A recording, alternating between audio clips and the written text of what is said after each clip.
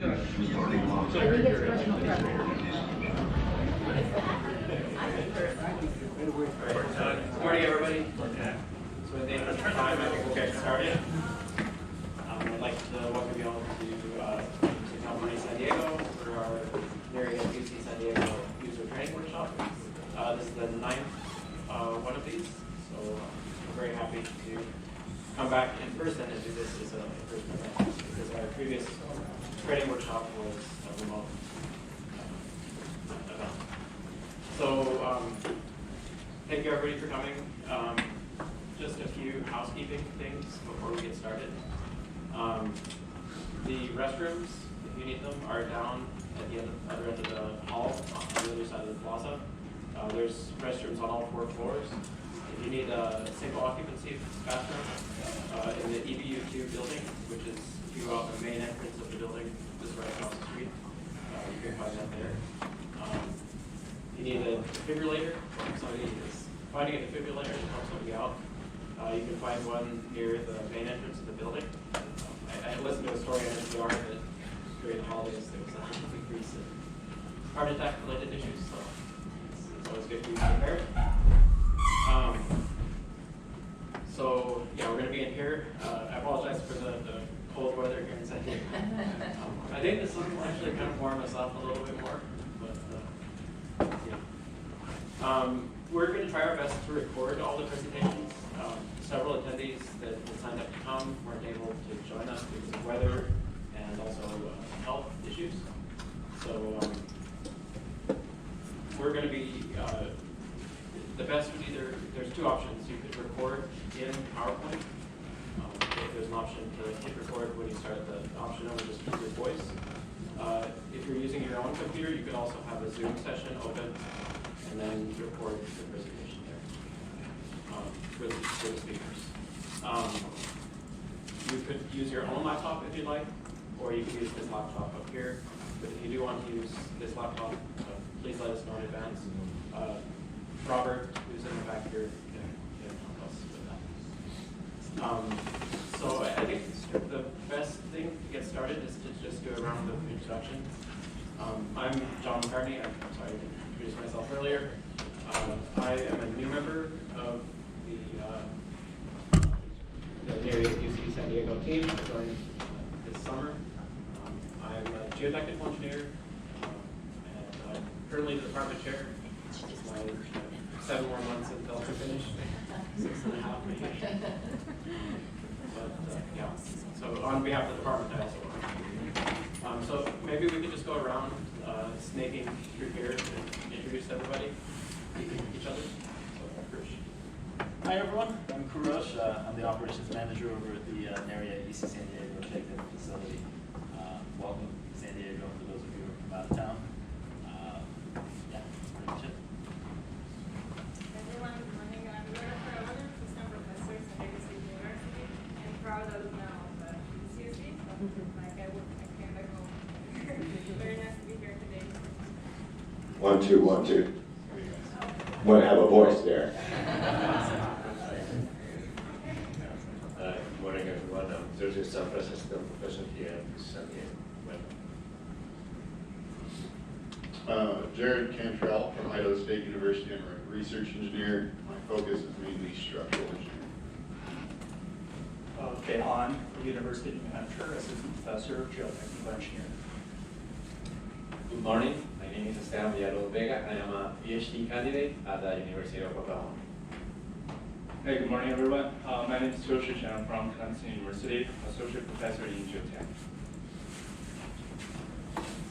Hi everyone, I'm Stefan Garcia from the University of Michigan, and I'm an assistant professor of geotechnical engineering.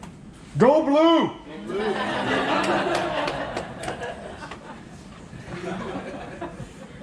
Good morning, everyone.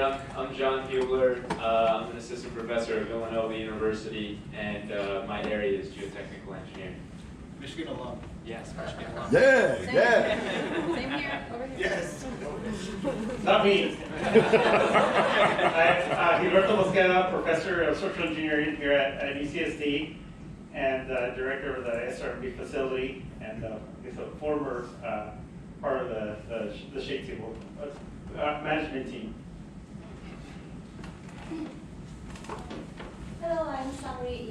I'm postdoc developer at Sim Center in UC Berkeley. I work on uncertainty complications. Nice to meet you. Good morning, my name is Dong Wang. I'm an assistant professor in Kansas State University. My area is architectural engineering. Glad to be here. Good morning, everyone. I'm Masood from Jackson State University, Mississippi. I'm a postdoc in geotechnical engineering. Howie from Brown University, assistant professor, structural engineering. Laura Redmond, assistant professor at Clemson University in mechanical and civil and structure engineering. Morning, everyone. Jose Estepa, I'm a professor in structural engineering at UC San Diego. I've been involved with the shaking table since we began to build it and site. Welcome, everyone. Good morning, everyone. I'm Farnell Soleimani from Oregon State University, assistant professor in earthquake engineering. Hi, everyone. My name is Ellen Rasky, Hook 'em Horns. I'm from the University of Texas. I'm in geotechnical engineering, and I lead the design safe effort. Yeah, good morning, everybody. John Vandelet, professor of structural engineering at Colorado State University. Hi, I'm Gary Mochisuki. I'm in engineering research group. I'm a wood research engineer, and University of California, Berkeley, timber design lecturer. Hi everyone, I'm Chip Halai, PhD candidate over here and helping the work of shaking table. Thank you. Hi everyone, my name is Adam Jarmonsai. I'm a research engineer at Stanford University and also the associate director of the SIM Center. So we're going to present you some things. Thank you for having us. Hi everyone, this is Dimitrios Kalyontis, assistant professor at the University of Houston. My area focuses structural engineering. Michelle Borson, assistant professor here at UCSD. Welcome, everyone. Lily Vandenheim, I'm a professor here at UC San Diego, and I've been involved since day one of the Shake Table, and as mostly the director of education and outreach, and also a co-PI on the project. Hi everyone, I'm Tara Hutchinson. I'm here in the structural engineering department, occasional user of the facility, and definitely a big fan. Hi everybody, I'm Robert Beckley. I'm the IT manager. Been at the large outdoor seismic shake table since the beginning. And welcome aboard. So one face you probably haven't seen yet is Joel Conte. He's the PI for the site. Joel, if you let me share screen, I can project you on the screen as well. Yes, good morning everyone. I'm Joel Conte. I'm the PI of our NHERI facility, and I want to extend a very warm welcome to you to our workshop. I apologize that I cannot be in person. I was tested positive for COVID 2 days ago. But I hope that you will enjoy this workshop very much. Interacting with your peers and the whole NHERI team. And back to you, John. So I'm going to give a few introductory slides here. And then I'll turn it back over to Joel.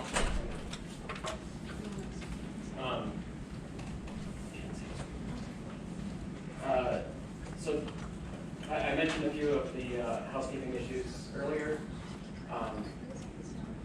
We are going to be trying to record all the presentations, as I mentioned, and we're going to be uploading the videos and also the PowerPoints to our Google Drive. The link is here. If you want quick access to the Google Drive account, there's a QR code that you can scan with your phone. We are offering PDH credits in case any of you are maintaining your professional licensure. If you'd like credits, please contact Hirosh, our site manager. And also, if you have any problems or technical difficulties before or after the event regarding access to the recordings, please contact Hirosh. So here's a breakdown of the schedule, the agenda.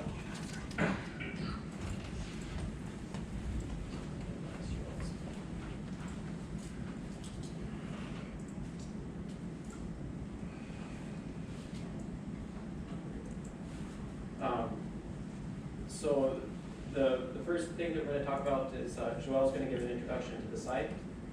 We have Professor John Vandelin from Colorado State University, who's used the shake table several times before. He's going to talk a little bit about preparing an NSF proposal to use the site. We're going to have a presentation from Professor Ratchi and Professor Mosqueda on design safe tools and capabilities. It's very important that when we collect very critical data that we archive it properly. Then we're going to be joined by Joy Pauschke on Zoom. She's going to give an update from NSF. We'll have lunch here on the pavilion. I think the sun will be in the right position, but it'll be warmer. And then we're going to take a bus over to the shake table. It's roughly 20 to 30 minutes, depending on how long it takes us to get into the bus. The traffic shouldn't be very bad. We'll go through 10-person tours through the shake table underbelly and see different aspects of the facility. Then we'll come back over here and we'll have two presentations focusing on the list of open issues in structural engineering given by Professor Restrepo, and then in geotechnical engineering given by myself. And then we'll have a keynote on soil structure interaction by Scott Brandenburg, who's going to be driving from LA. We definitely want to engage the audience, so we want people to actively participate, share their thoughts on future visions. We want everybody to come and use the facility. There's no requirement to be affiliated with UCSD to use the facility. It's a shared use place. We want everybody to be successful in their proposals. So this Q&A discussion is not meant for you to give ideas to other people, but to kind of think about what are the next grand challenges for our community. And then we're going to have dinner and social interaction here on the patio starting at 6. Tomorrow, we're going to continue the workshop. We're going to have an update on education and outreach from Professor Vandenine. We're going to have an update from 3 researchers working on the current project that's on the shake table, the Tallwood project that you may have heard of. Shilin Pei, Carrie Ryan, and Andre Barbosa are going to give their perspectives. We'll have an update on a new component that can be used on the shake table called the modular test bed building from Professor Morrison and Professor Mosqueda. And then Adam, should practice your name. It's okay. Jean O'Shea. Yeah, actually that was pretty good. And Sangri from the Berkeley Sim Center are going to give an update on the Sim Center tools and capabilities. Farouche is going to talk a little bit about the IT resources, cybersecurity, and instrumentation we have at the site. And we're going to end up with another Q&A session. We'll have a lunch tomorrow afterwards, which will be in box form. So if you need to leave to the airport, you can take that with you or hang out here and talk more with us. So our objectives. First thing, we want to show off all the details of the large outdoor high-performance shake table, high-performance outdoor shake tables, sorry. And as most of you know, it's been recently upgraded to 6 degrees of freedom, so we want to share about how that works and how you can integrate that into your projects. We want to talk about the resources and equipment we have available at our site to help you, and also learn about the resources of the Sim Center and Design Safe. We want to explore opportunities to use the facility for different types of NSF research projects, and give best practices to make sure that your proposals are competitive. We want to share our perspectives and hear your perspectives on the latest trends in shake table testing for both structural and geotechnical systems, and also interaction between soil and structured systems. We want to come up with some grand challenges that we can propose together to address some of the major issues in earthquake disaster mitigation and how the shake table can be used to address those. Brainstorm on uses of the facility and promote collaborative team research interests. So just as another side note there, just to confirm, we want broad teams of people to use the facility. There's no need to have people from UCSD. We're very welcome to all users. We want to help the teams to have all of the background and resources to make their project successful. All right, so I'm going to turn it over to Joel now. He's going to give a presentation and give you some more details about the site. So Joel, are you able to start? Let's see, I'm trying to. Does it work?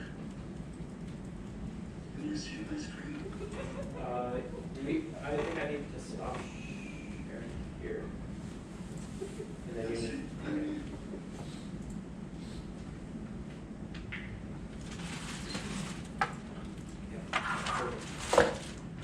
It works? Yep. Good.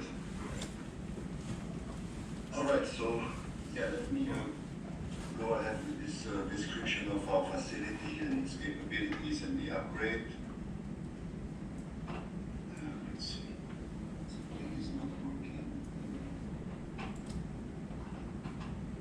So this is the beam. Hold on, Joel. No, Yeah, somebody got something back here. Robert, it doesn't work. Or, Yeah, hold on for 1 minute. okay.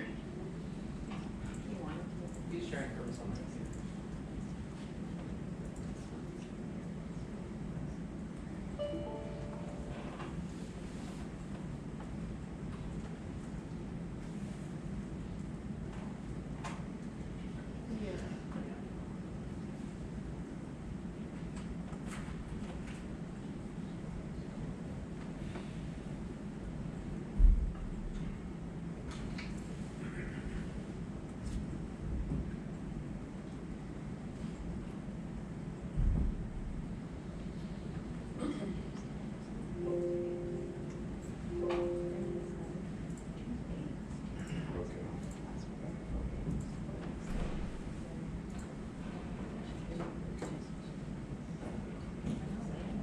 Okay.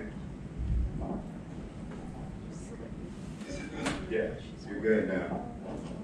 Great. So this is the team. Among those who didn't have a chance to introduce themselves, we have Abdullah Hamid, development engineer, Anton de Rosario, financial manager, the two PhD students here, Vidal and Andres, who were involved during the upgrade and are still involved with some modeling and analysis.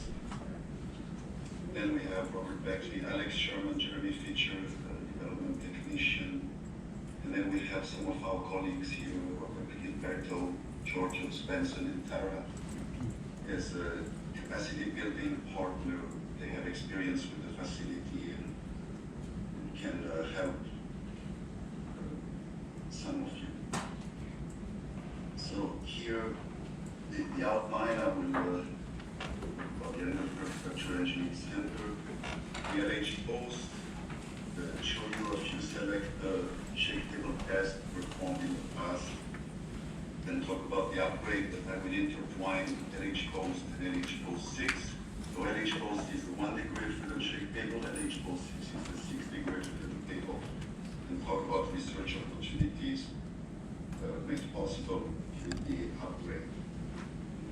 So the location of the Denver Structural Engineering Center is about 10 miles east of where you are now, 26 kilometers from the airport. And you will go there later, early afternoon.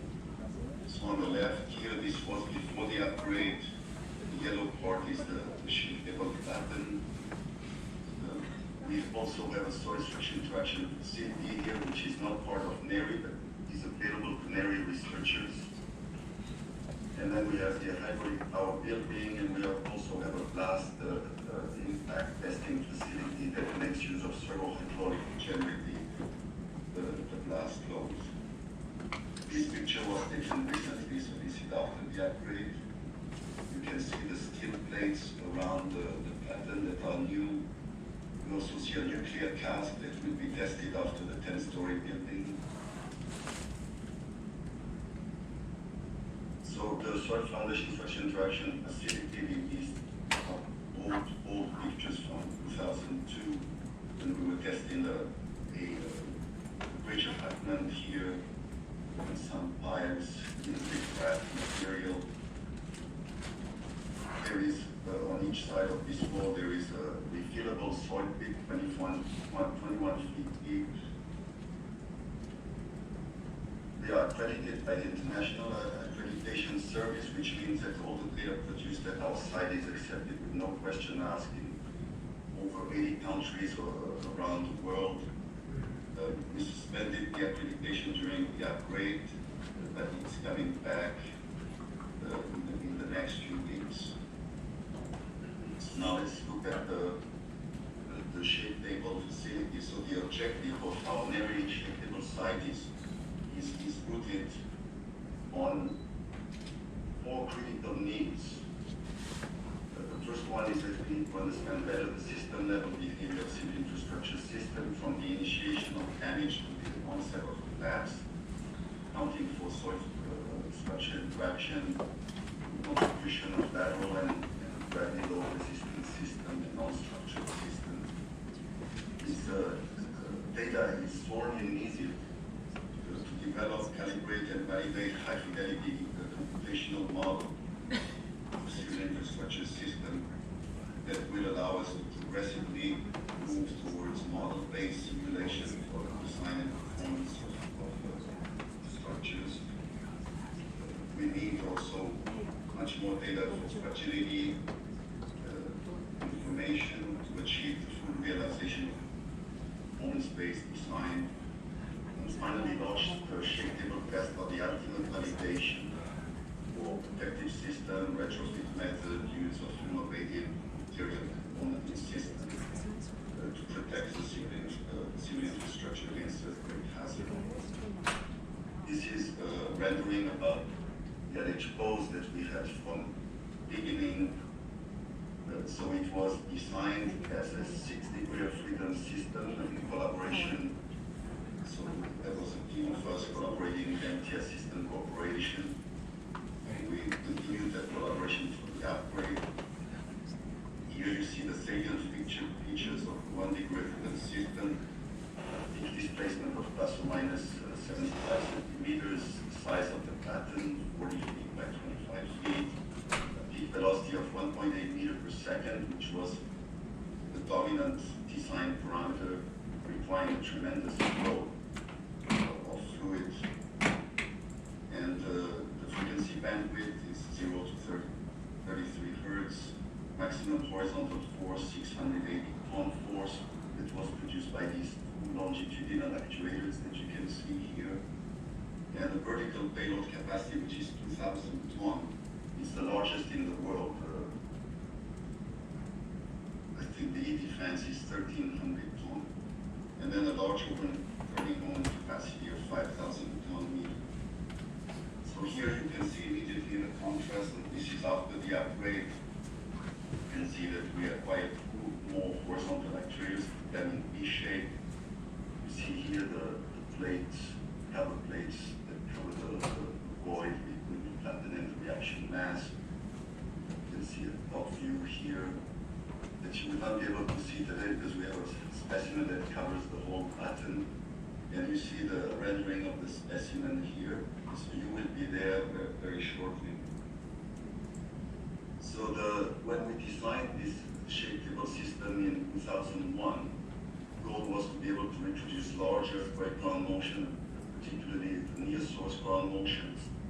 And since we have a mild climate, we were able to build a table outside, so we have no height limitation. And we can test specimens that are bigger compared to the pattern, that have a larger value dimensions, pattern size. We designed the table in 2001, 2002, built 2002, 2004, and it was commissioned October 1, 2004. From 2004 until we closed it for the upgrade, 15 years, we performed 34 major research and commercial projects. Some of them involved several specimen or retrofit of specimen. And it's about building structures, wind turbine, geotechnical structures, bridge piers. So what we offer to the community, and so it's the ability to simulate large earthquake ground motion, and now including all 6 ground motion components, retranslation and free rotation. So this allows to test large or full-scale structural specimen densely instrumented. We can have up to now 800 channels of data, and have very near real-world earthquake conditions. And we can do the same thing with geotechnical and soil foundation structural system by using our shake table with large soil boxes. We have 2 of them. Finally, this shake table facility is an amazing facility for education, graduate, undergraduate, K-12 students, as well as the media, policymakers, infrastructure owners, insurance, and the general public about the natural disasters and the importance of developing effective technologies and policies to prevent these natural events from becoming societal disasters. You see here a view of the reaction mass, about 33 meters by 20 meters, 8 meter deep at the deepest here. So we see a longitudinal actuator here at the beginning. When we developed the facility, we had spacer block, and we just had vertical pressure balance bearings here. In 2009, we replaced this pressure balance bearing with the vertical actuator that you can see here. They are the ones that are there now. And but they were not ported with that they had a Mickey Mouse servo valve just to lift the platen so that it could be moved horizontally. And here they are all downstruck with our nitrogen-filled tubes that apply a downward force on the platen in order to provide the overturning moment capacity. You can see here another view of the platen. So this was the 1 degree freedom configuration. The vertical actuator have a pressure balance bearing at the top. The oil is circulating in these channels. So most of the force from the platen to the vertical actuator is carried by high pressure fluid. We have a very low friction coefficient, less than 0.5%. And the pink plates here are the glider plates that are bolting under the platen. We have to change those during the upgrade. And each of the horizontal actuator is equipped with 2 very large high flow, high performance servo valves. Each of them has a peak flow of 2,500 gallons per minute, which is huge, which is what was needed in order to reproduce this 1.8 meter per second of velocity. And they are single acting actuators. They can push harder than they can pull, but because of symmetry, we have, if you add these 2 numbers, 6.8 meganewton or 680 ton force of horizontal force capacity. This is a view of the servo valve to give you an idea of the size of this servo valve. The spool here, the main spool of the 4th stage that moves in the sleeve weighs 320 kilograms. You can see the high pressure fluid comes in that cavity here. You can see here 2 windows that allow the high pressure fluid to go to the left or the right of the piston and either extend or retract the actuator along. This was the power system for the 1 degree freedom LH post. So we have 2 pumps, one pressurized and accumulator tank that had a capacity of 2,500 gallons. And the other pump is to provide pilot flow to the servo valve, and at the time the vertical actuator that required very little flow. We had only 1 large pipe of 12-inch diameter. The red one is the pressure line, the blue one is the return line. And then we had the big surge tank here of 20,000 liters, 5,000 gallons, that we didn't have to change during the upgrade.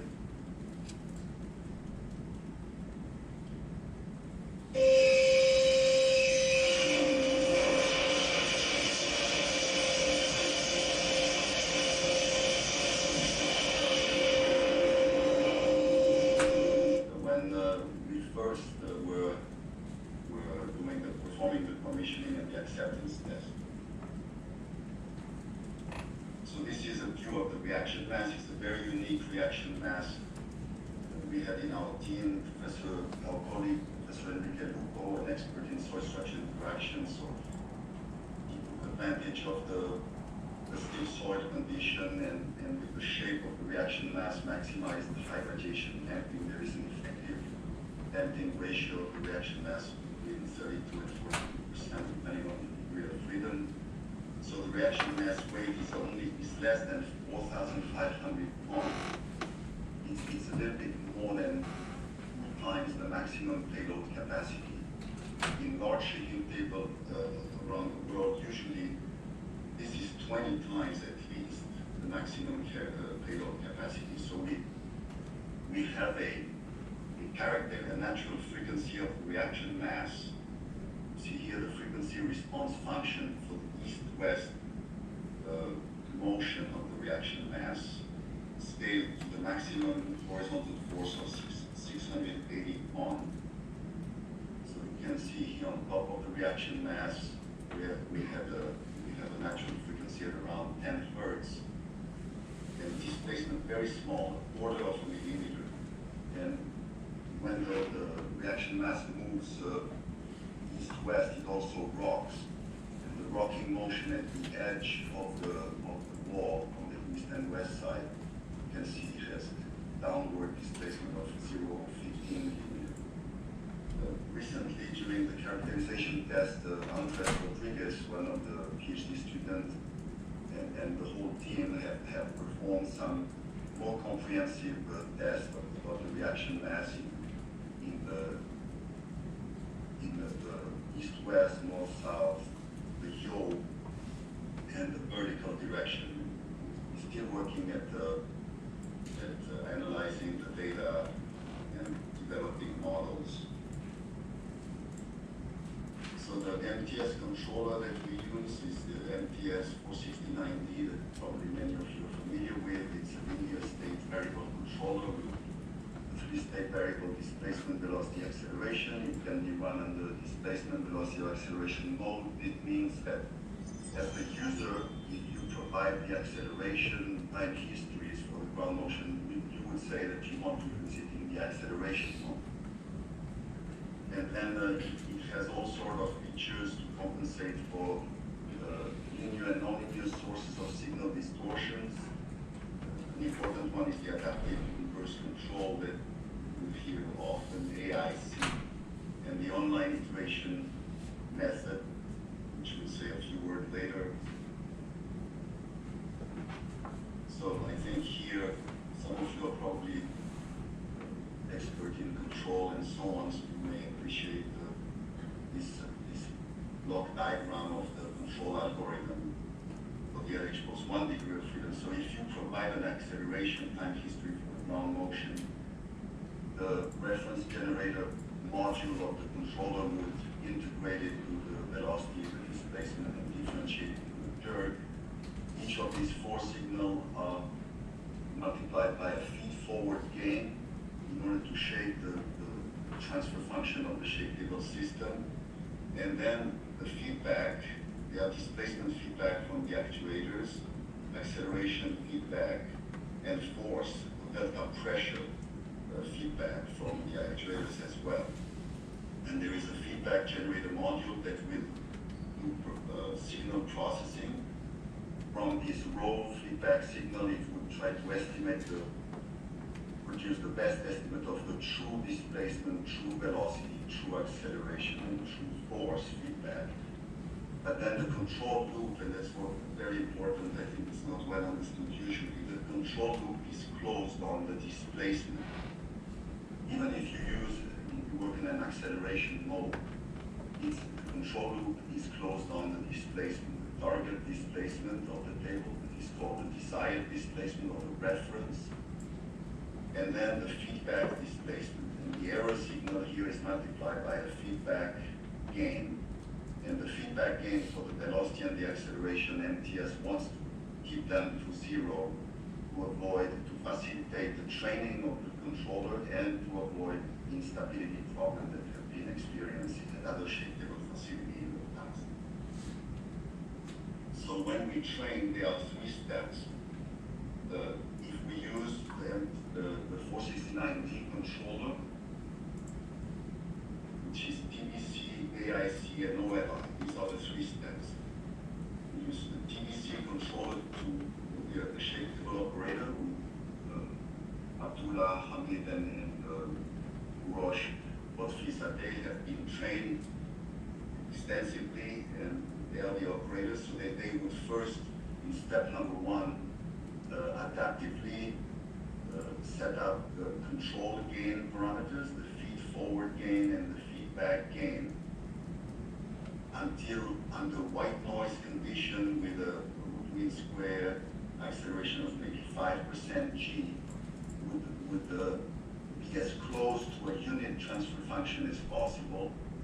And then in step number 2, the inverse transfer function of the pattern of the shape table is learned, is estimated, which is then needed for step 3, which is an iterative time history matching technique in which the drive file to the controller is iteratively modified until the actual table motion that we call the achieved table motion is as close as possible to the desired or the target or the reference. You can see here some of these iterations in terms of the root mean square error between the achieved table motion and the desired table motion. And so, for example, here 3, there were 8 iterations, and the best one is the 7. So the drive file at the end of iteration 7 is saved and applied to the specimen, to the specimen after construction of the specimen. So in the past, we do all of this with the empty table condition before the specimen is built. And most of the time, 97%, we make no change to the tuning of the controller when the specimen is added to the pattern. Now, the game is changing with the 60 version of shape table. We still have a lot to learn, but we started to learn that.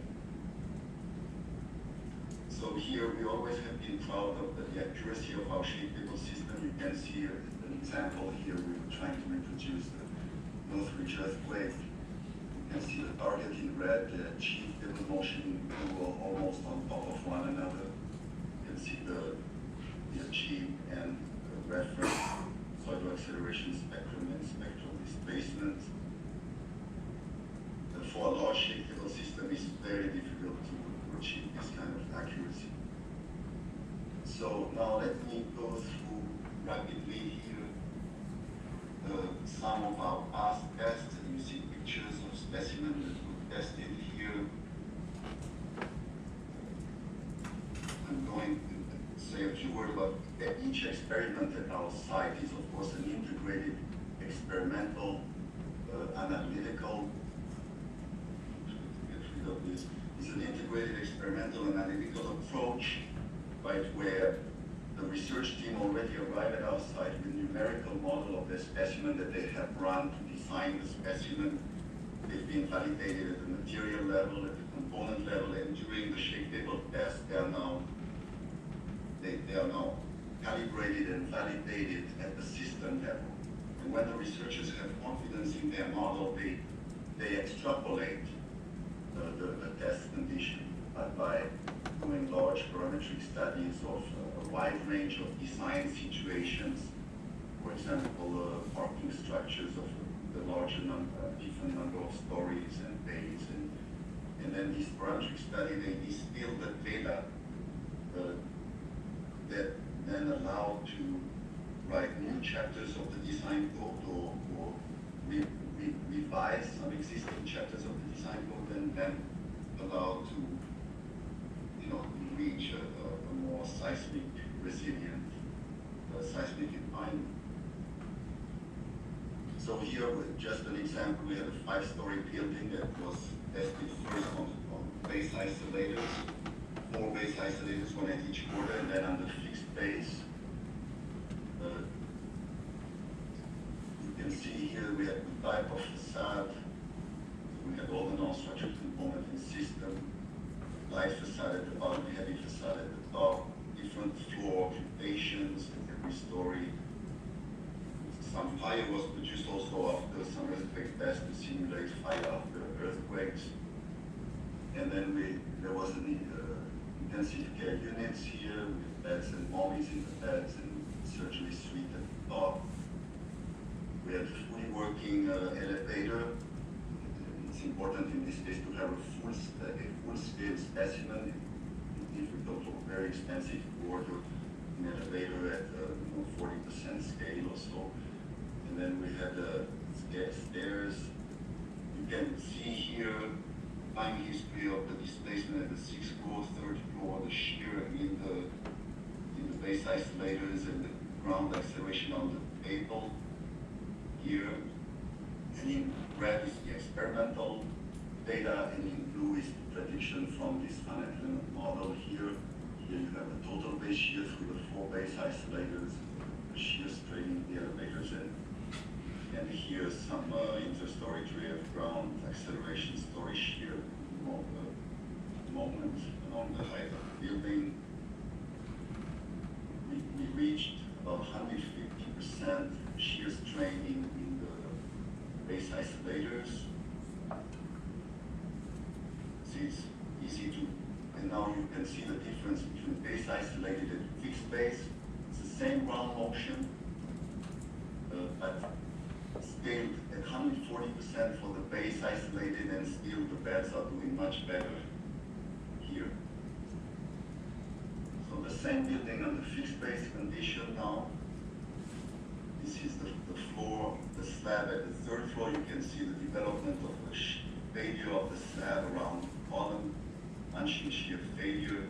And you can see here it has already opened. There's a rupture of the rebars at the bottom of the beam at the face of the column. This happened at 8 different locations in the building. And these are things, for example, that are very hard to simulate numerically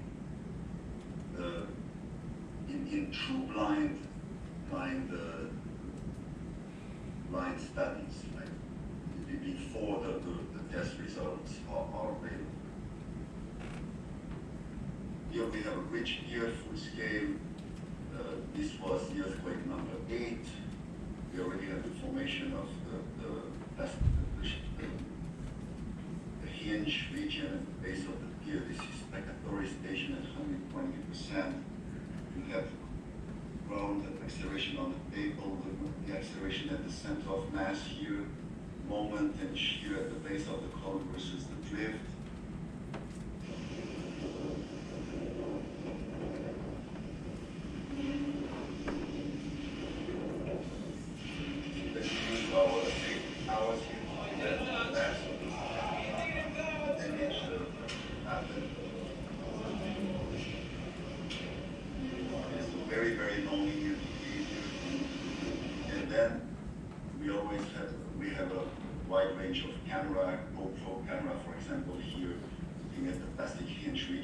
Same earthquake, so you will see that this rebar will rupture, and then followed by this one, you will hear like a cannon shot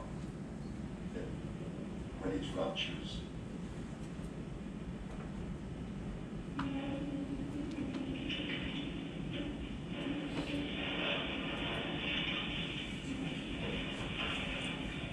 Rupture now, right now.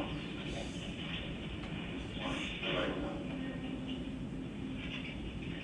So we also have 2 large soil blocks here. You can see here a laminar soil box where the frame can move horizontally relative to one another, but of course it's a 1D shear box.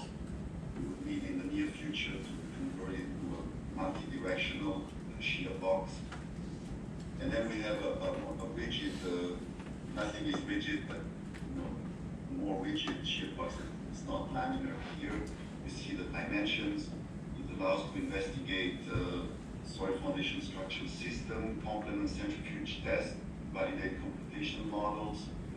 We can also study the effect of soil liquefaction, for example, lateral soil spreading by putting a liner in the box before putting the layers of soil. And here, see here pictures from an experiment using the large laminar soil box. There was a steel pile here. You see the top of the sand different layers here, and you see during the test configuration of the shear box, it was built on a ramp in order to simulate a ramping surface, ground surface, which accentuate the effect of lateral soil spreading.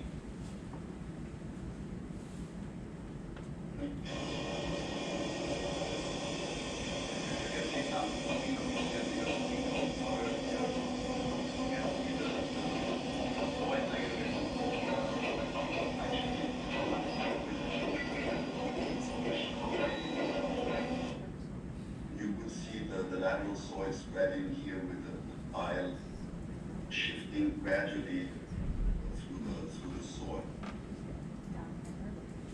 This is a retaining wall with reinforced earth, with synthetic material.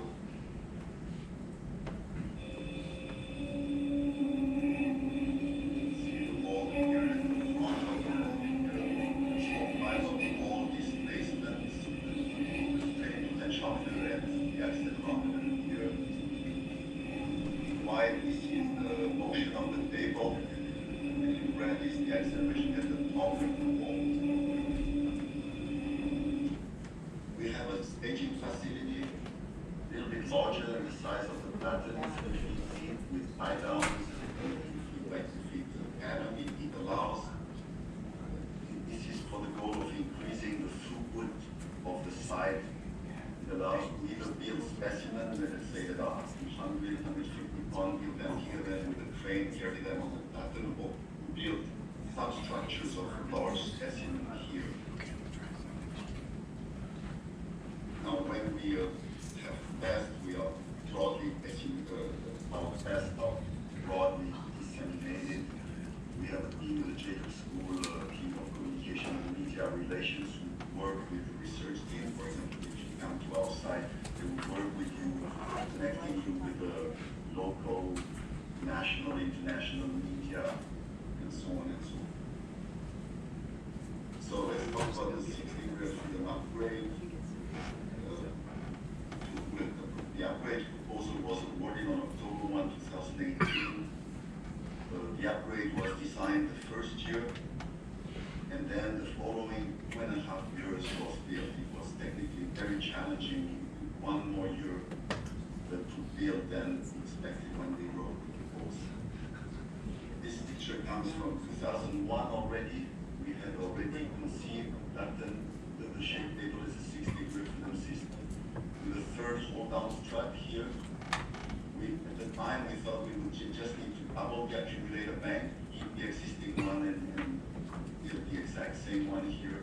After detailed calculation, it came out that we needed to quadruple, so we had to get rid of the existing one and build a brand new one. These are the ground motion that were considered for the design of the upgrade. Abbas, Iran, Chichi, Taiwan, Kobe, Japan, Northridge, Nepal, and synthetic earthquake ground motion for seismic qualification test, AC 156. Typical earthquakes, you can see EGA, TGB, EGP of this earthquake, the magnitude. And also when we start to simulate the peak flow rate required to reproduce this 3-dimensional earthquake with no rotation, just a 3 translation. You can see that the synthetic one is very demanding in terms of peak flow rate of 28,000 gallons per minute. And the total flow required is, the Nepal required 1,200 gallons. And about 20 to 25% of the accumulator bank consists of the pressurized oil that will be released during the test. And so if this is about 20 to 25%, it tells you that we need a 10,000 gallon accumulator bank, while we had the 2,500 gallon under 1-degree freedom condition. So we had to quadruple it. This is the new accumulator bank here, 10,000 gallon. We have to get 2 pumps, so we have 3 pumps used to pressurize the oil at the bottom of the accumulator bank. And then that oil is released to the pressure line here that goes now all around the reaction mass to feed the 4 horizontal actuators and the 6 vertical actuators. We have also 6 blowdown valves that release pressurized oil from the accumulator bank to the system. And the surge tank, we did not need to touch it, and we still need only 1 pump to provide the pilot flow. You see here a picture of the accumulator bank. You will be here on very shortly. This is only the top half. They are 21 feet tall. We used to have 50 bottles at 50 gallon each. These are 75 bottles at 130 gallon each. Each bottle is instrumented. We monitor the pressure continuously of each of the bottles here. This is a rendering showing 6 vertical actuators that now are equipped with very high performance servo valve, each of them a 4 pedestal. We got rid of the one in the middle here, so we have only 4 pedestal. And the reaction mass, we didn't need to do any work. It was already prepared to receive the new location of the horizontal actuators for post-tensioning on the reaction mass. This is the new servo valve that equip each of the vertical actuator. It's a 5,000 gallon per minute. I think the highest flow servo valve that MTS has ever designed. And you see the third hold-on strut for the overturning moment capacity here.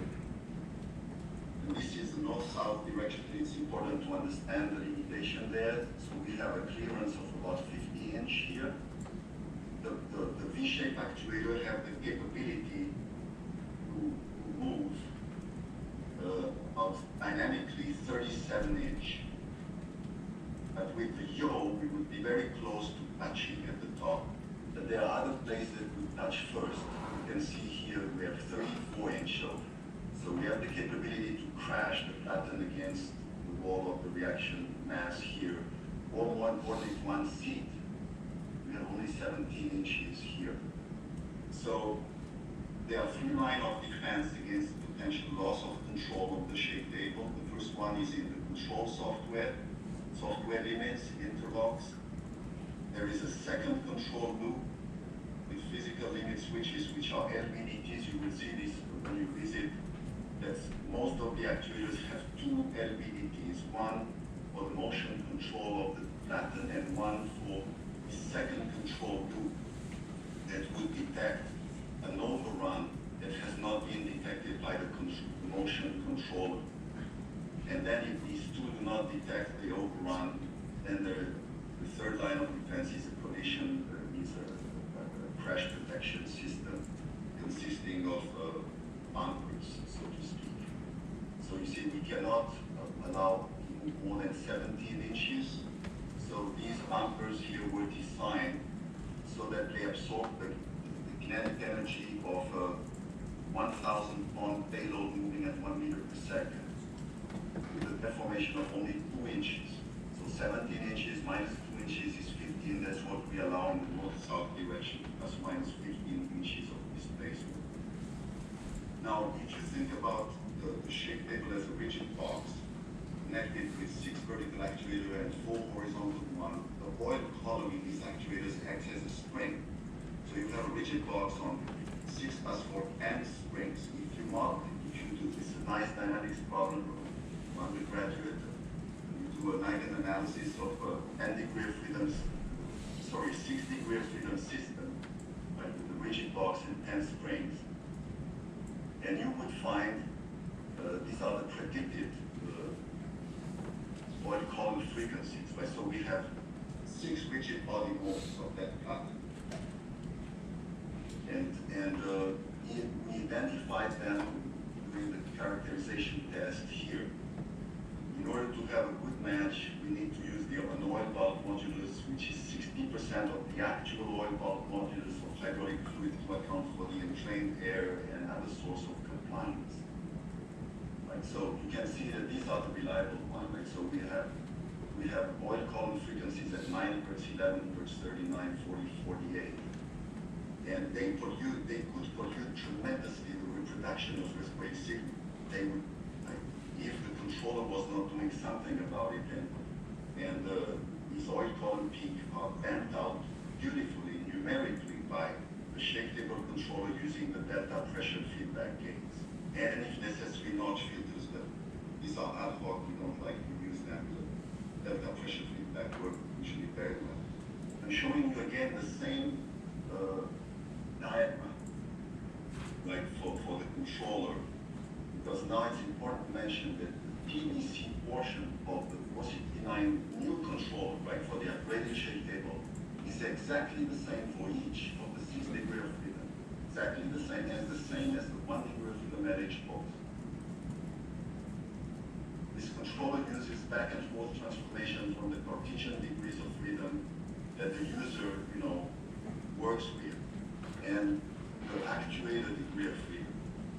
And then the cross-coupling between the 6 degree of freedom of the shake table is managed by the adaptive inverse control, right, that requires the transfer function of the system. But now the transfer function is a transfer function matrix, 6 by 6, with off-diagonal term. And that's this adaptive inverse control and the online iterative compensation that will decrease, right, as best as possible the cross-coupling between the degrees of freedom. A few words about, there are 2 ways to use the control of the shake table. Is to use the BBC, AIC, OLI, like we have for 20 years. Or use now, we have a second option, the MTS X-Pro. X-Pro as well, it's been developed at MTS since the 1970s. We'll not say much about it. What you have to think about it is it acts as a driver of the 469 control. As a driver, or you can think about it as a now to do. When you do the online iteration, they will be cooked up by the Specs Pro and sent as command to the control, to the 469 control. And it has a lot of more capabilities in terms of data very detailed, refined data analysis, data processing, signal generation, and so on and so forth. Our shake table operators like it very much. We have now the safety towers. We have 4 new ones, 31 feet tall, each of them. Right now we are using them on an air 2x2, so 62 feet height. And now let's talk about the performance of the LH06. So the degrees of freedom is X is west towards the east, Y is south towards north, and Z is vertical up. So these are the new performance characteristics of the upgraded table here for paired table and paired table and table with a 500 pound specimen, 1100 gibbs. We still have the same frequency bandwidth, same vertical payload capacity. We now have plus or minus 89 centimeters instead of plus or minus 75. It's very counterintuitive. You think that you multiply by the cosine of the angle, actually you divide. Right? And then plus or minus 15 inches, which is plus or minus 38 centimeters in the north-south, plus or minus 13 centimeters, or plus or minus 5 inches in the vertical. So same thing if it is loaded. Now the peak velocity has increased from 1.8 meters per second to 3 meters per second. Japan in defense has 2 meters per second, but in both directions. We have 3 and 2. And then we have 0.45 meters per second vertical, which increased with when we have payload, an increase here to 0.55 meters per second. And right now, we do not want to exceed the forces that we designed the facility originally for. 680 mega, 6.8 meganewton in the east-west, 3.4, half in the north-south. Until we do a more detailed, very refined, reliable analysis of the reaction mass, the current actuator has the capability to go to 10.6 meganewton and 8.4. But right now, we limit this to these two forces. And the peak rotation, you can see here the roll, pitch, and the yoke. 2.2 degrees, 1.45, 3.8. These seem small, but real ground motion, rotation and non-linear measure traditionally has been very difficult. The field of rotation, ground motion seismology is a very hot topic right now. That they now have the sensors to start measuring these. Typically, they have been predicted using elastodynamics, and even it is anticipated that a couple of degrees is what you would have for near field rotational ground motion. So you can here see some accuracy of the 6-degree freedom table, empty table condition. You can see here the placatory earthquake record, X, Y, Z with acceleration, and then X, Y, Z with velocity, and X, Y, Z with displacement. And each time you can see this relative movement square error, which is the movement square error between achieved and target or reference divided by the movement square error of the signal of the reference. So when you're below 20% is beautiful. We are even below 10% here. And even though the vertical actuators are single acting actuators, they can only push up, they cannot pull down. We still are able to produce very well the vertical. You can see some high frequency ringing. These are due to the now we have the natural vibration of the platen. The moles of the platen start at 70 hertz, 80 hertz, 120 hertz, so they can come in, but they would not affect the most test of civil structures. So here are a few movies. Tavas, 94%.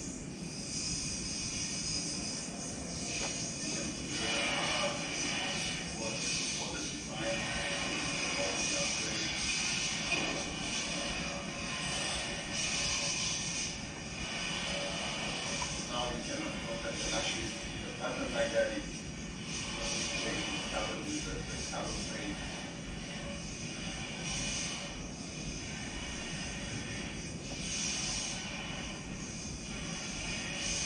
Okay, so let's go now to the next. These synthetic earthquakes, very, very demanding in terms of heat flow.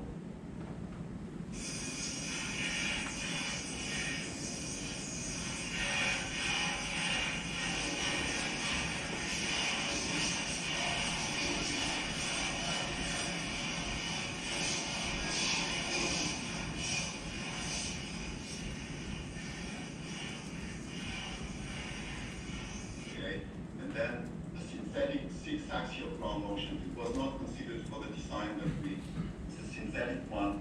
You will see here you have the 3 rotation and the 3 translation, and pattern looks like it's floating on water.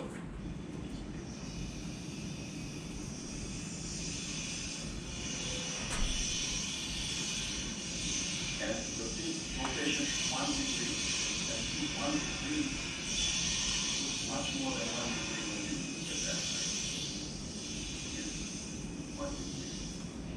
Okay, and now just to show you with the plates, the cover plates that have to be redesigned with the telescopic tubes here on the corners.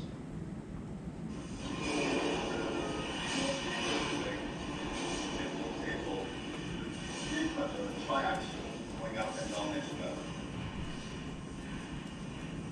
It is a very big part wheels. Okay, now here, the first test that was performed was using this shared use modular test bed building that my colleague Masha Morrison will talk about later.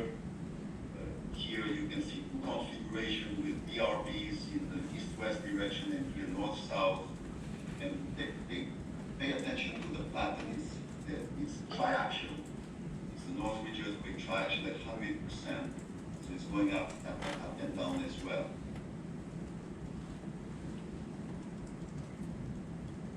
So what we learned from this test as well is that now dynamic characteristic of the specimen will interact much more with the oil pollen frequencies of the atom. And we will probably need to run some white noise motion of specimen, even if they are very expensive, to learn more about the transfer function of the system, of the specimen pattern system, to update the tuning of the controller that was performed with an empty table condition. So a few words about the mechanics-based numerical model of the LH06 that one of the PhD students, Kida, is working on. Such a model would be very useful for the purposes that you see here: pre-test simulation of shape table test, investigate control table specimen interaction, offline tuning of shape table controller, hybrid shape table testing, maybe for the distant future, and development of next generation shape table controllers. Just a slide about this is modeling all the actuators, servo valve, the rigid body dynamics of the pattern, the friction of various surfaces, and can interface his model with the 469D controller of MTS. So he has hydraulic dynamics, nonlinear flow in the servo valve. He has multi-rigid body dynamics of various components and the pattern, the ideal gas flow for the hold-on strut, and so on and so forth. He's also starting to interface it with open seas, where let's say a specimen would be modeled in open seas and interface with this model that is in Simulink. So new research opportunities made possible by the LH06, and I'm running out of time, so I'm going to be a little fast here. What I did, there are about 9 slides, and they're basically a distilled version of our science plan in the upgrade proposal and in the NHERI renewal proposal. And so it would be very useful for some of you who want to select topics to write a proposal. And so let's go quickly through some of them. So this LH06 will allow to investigate the seismic response of civil infrastructure system under multi-directional earthquake ground motion, very near reality, so to speak, and allow to subject this ground motion, to subject large or full-scale structural, geotechnical soil foundation structural system to these multi-directional earthquakes, including soil structure interaction, nonlinearity in the soil, nonlinearity in the structure, maybe soil liquefaction and seismic compression. The topic of inherent damping in structures is a topic that requires much more research. The state of the art is not satisfactory. We think that this table could play a big role in that. Experimental dynamic soil foundation structure interaction, kinematic and inertial interaction. There would be 2 general types of experimental SSI studies. One where the researchers would have a model of the soil foundation structure system in their computers would predict the total foundation motion, and now this total foundation motion would be the one that is applied as a 3 or 6 axial motion to the pattern, or have large soil box studies with triaxial or 6-axial excitation at the base of the box. A third one would be hybrid shake table testing, but hybrid shake table testing, like we have learned in the past for our table, it can be adventurous. It's a topic that has to be first ironed out completely with smaller shake table, debugged with small shake table, and then maybe in the distant future, on the LH06. Seismic safety of unreinforced masonry buildings, design codes are based on tests with uniaxial in-plane forces. It's clear that when there is even by axial horizontal out of plane behavior, it's a very different story. If there is also the vertical acceleration, it's a very different story. The bottom line, many of the tests performed on the LH post would have potentially significantly different results if we had multi-directional excitation. Seismic performance reinforced concrete and reinforced masonry structures. So you can read these because you have a copy of the presentation. And look at these things in detail. The structural concrete and precast concrete system will highlight maybe a use of high-strength material, high-strength concrete, steel, and advanced material fiber-reinforced concrete, and test these kind of things at the system level.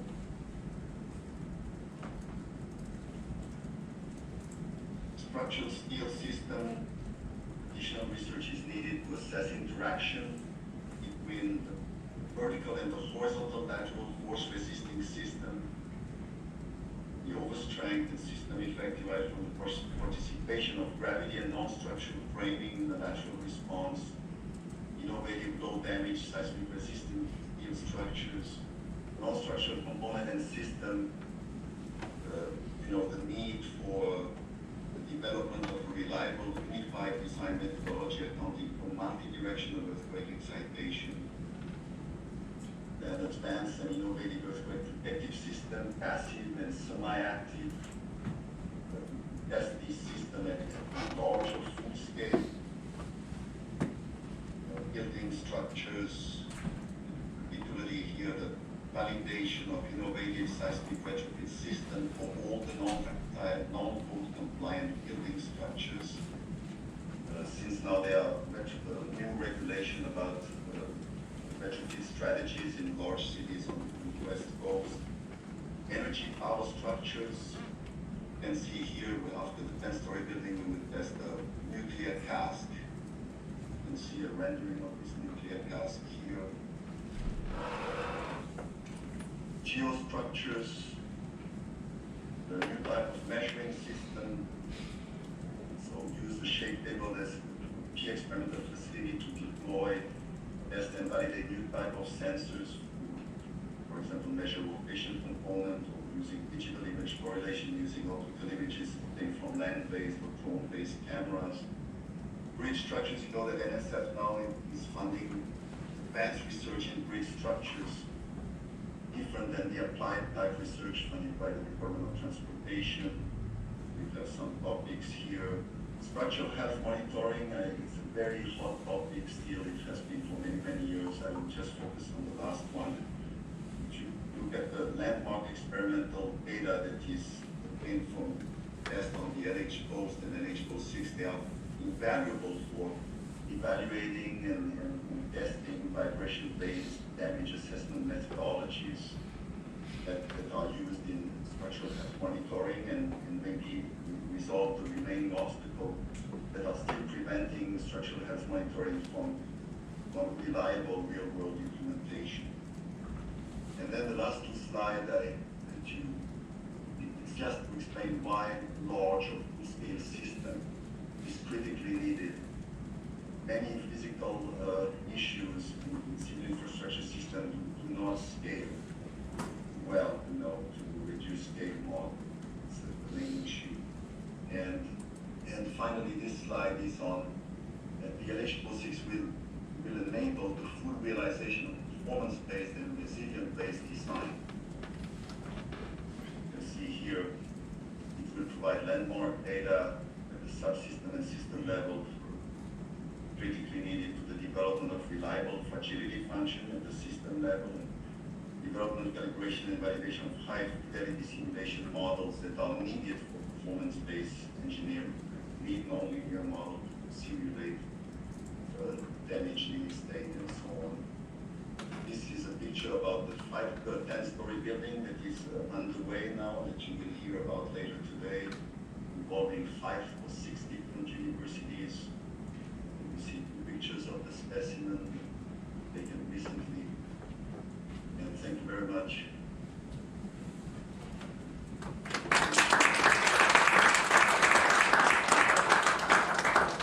Contact us into papers that would be of interest. Thank you very much.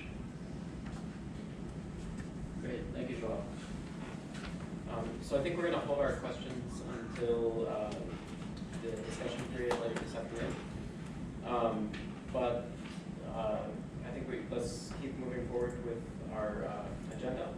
So our next speaker is Professor John Van Colorado State University. So Joel, I'm going to disconnect this computer so that you can join. Or Yes. Robert's going to disconnect.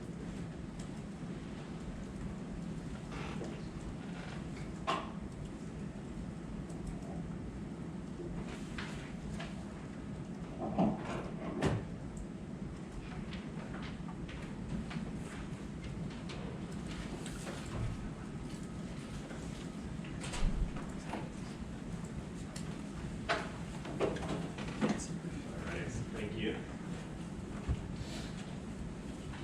Just get set up here. So I was asked to start at Zoom. I don't normally keep a photo of myself.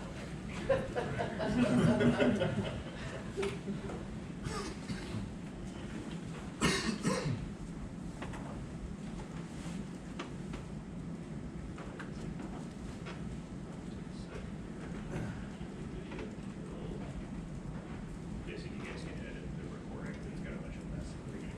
I'll just start the recording then.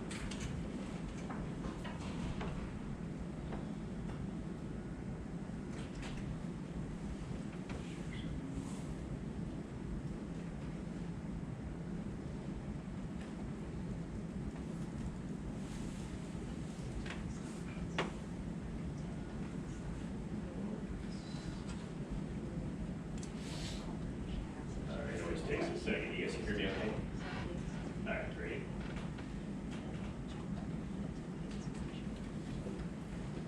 Yes, and then you do your presentation when you're done. It's not recording. Save the, yeah, give it a second. It's saved. I'm trying to figure out how to record, so give me a second. Get out of the way. I don't need that. All yours looks different. That's the thing down here. That's crucial. I am an hour and a half ago, so most of this play, it's only about 45 seconds, so.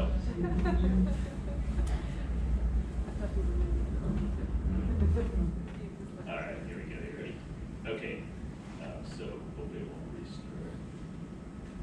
Okay, so first I want to thank the organizers for inviting me. I was here 3 years ago to give a different type of talk on our NIST Center and some of the software developed. This is close enough. Give that hand. Oh, it's reversed. This happened when I gave a seminar for Tara. Yeah. Same thing. Quick, you want to try it? This one displays.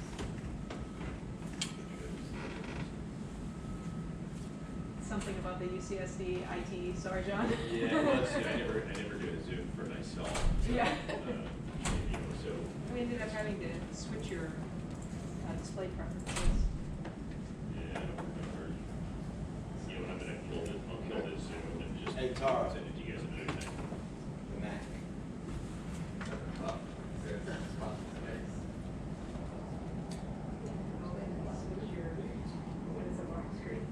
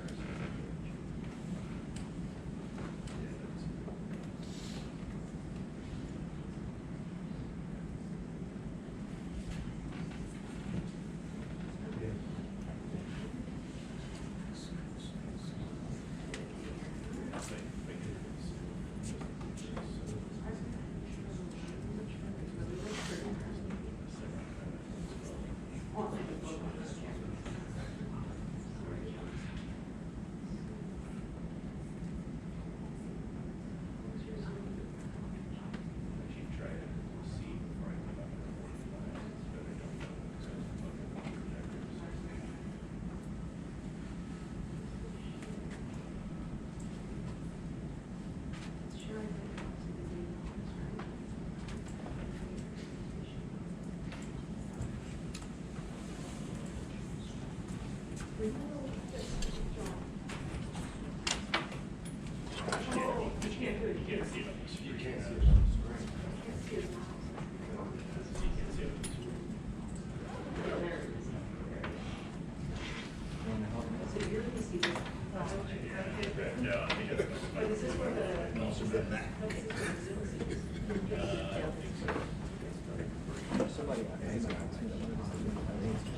hello again. Thanks everybody.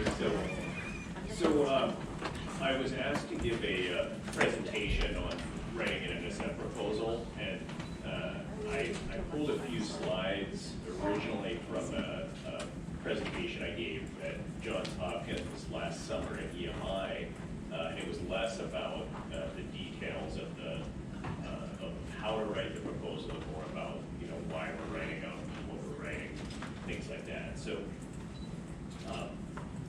you know what this? Or the same problem. None of the videos are gonna play. I don't think this is gonna work. What? Yeah, I'm sorry guys. I gotta kill the Zoom. Yeah, kill it. Oh, no, he's not.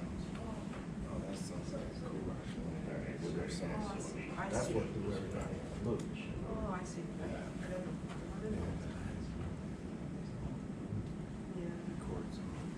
I'm in a loop.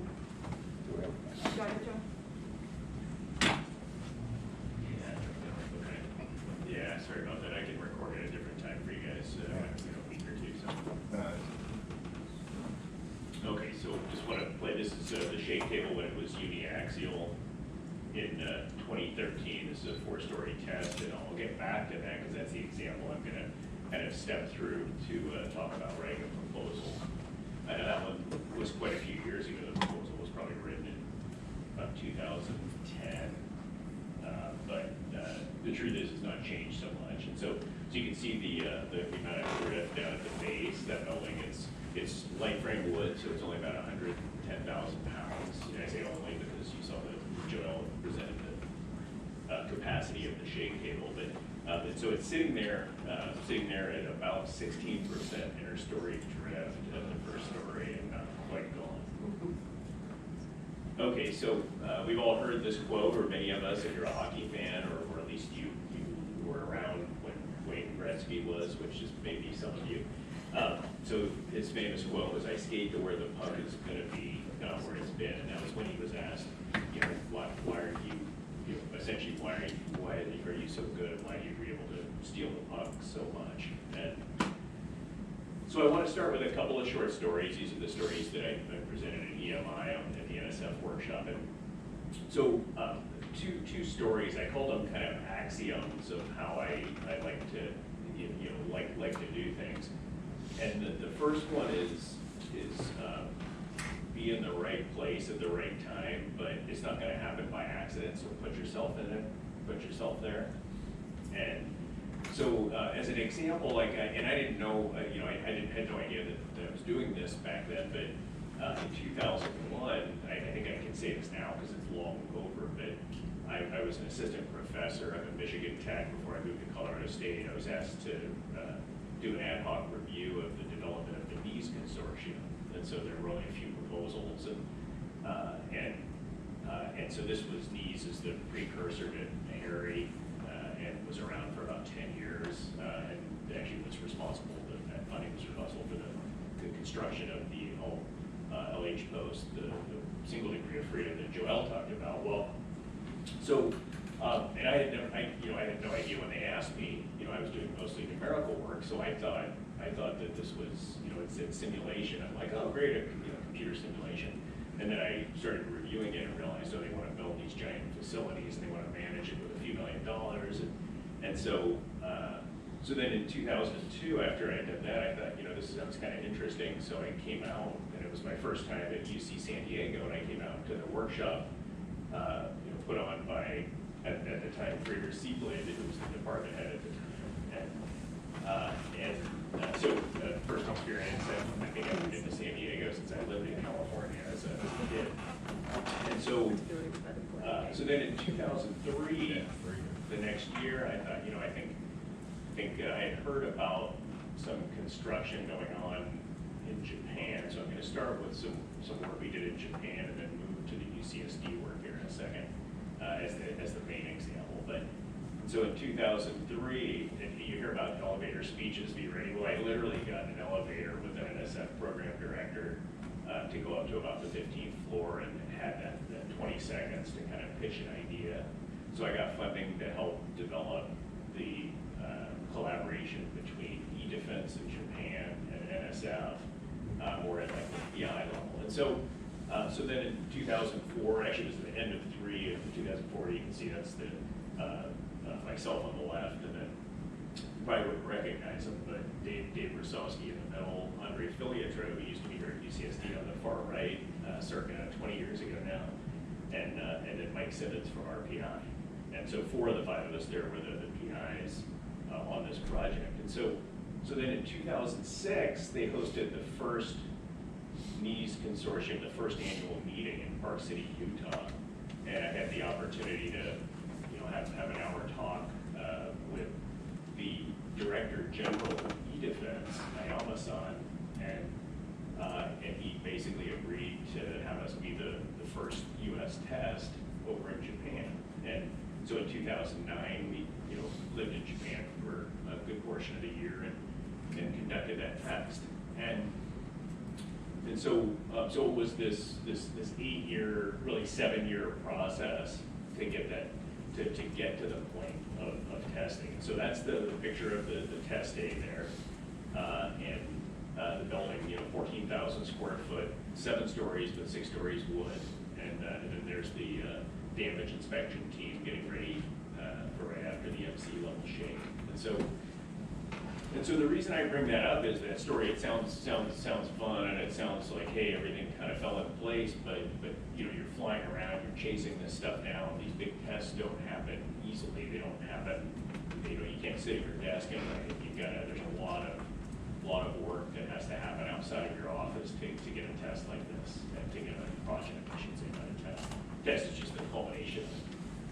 And so the other story, I'll make this one a little quicker, is to back yourself in a corner sometimes and then fight your way out if you have to. Don't worry so much about, an example is the same test.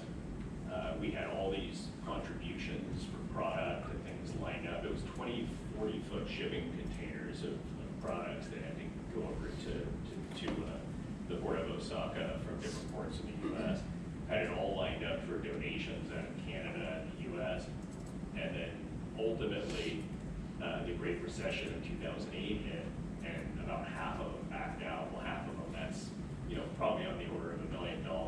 And so we had to basically start chasing down another $1 million or $800,000 in products. And then there's also the taking the travel 10 round trips to Japan in 2009 for the testing and just running out of money constantly. And you'll hear Ling Shilling Pei talk a little bit tomorrow about Tallwood, same story, but so every time I got on a plane in Kobe, from Osaka, I would basically stay out while everybody else was sleeping, stay out and do my spreadsheet to see how much money I was short. But when I flew back, I didn't have the money, and so you just went back and forth. But I guess what I'm getting at is don't let it scare you. Just fight your way out. All right, so that's the motivational part. So, the key for a big proposal is that these are expensive projects, and so you have to have, there has to be a societal need that drives the research. So never solve a problem just because you can. It's not writing a paper. Those will come. There'll be plenty of those. It's solving it because society needs you to solve this problem.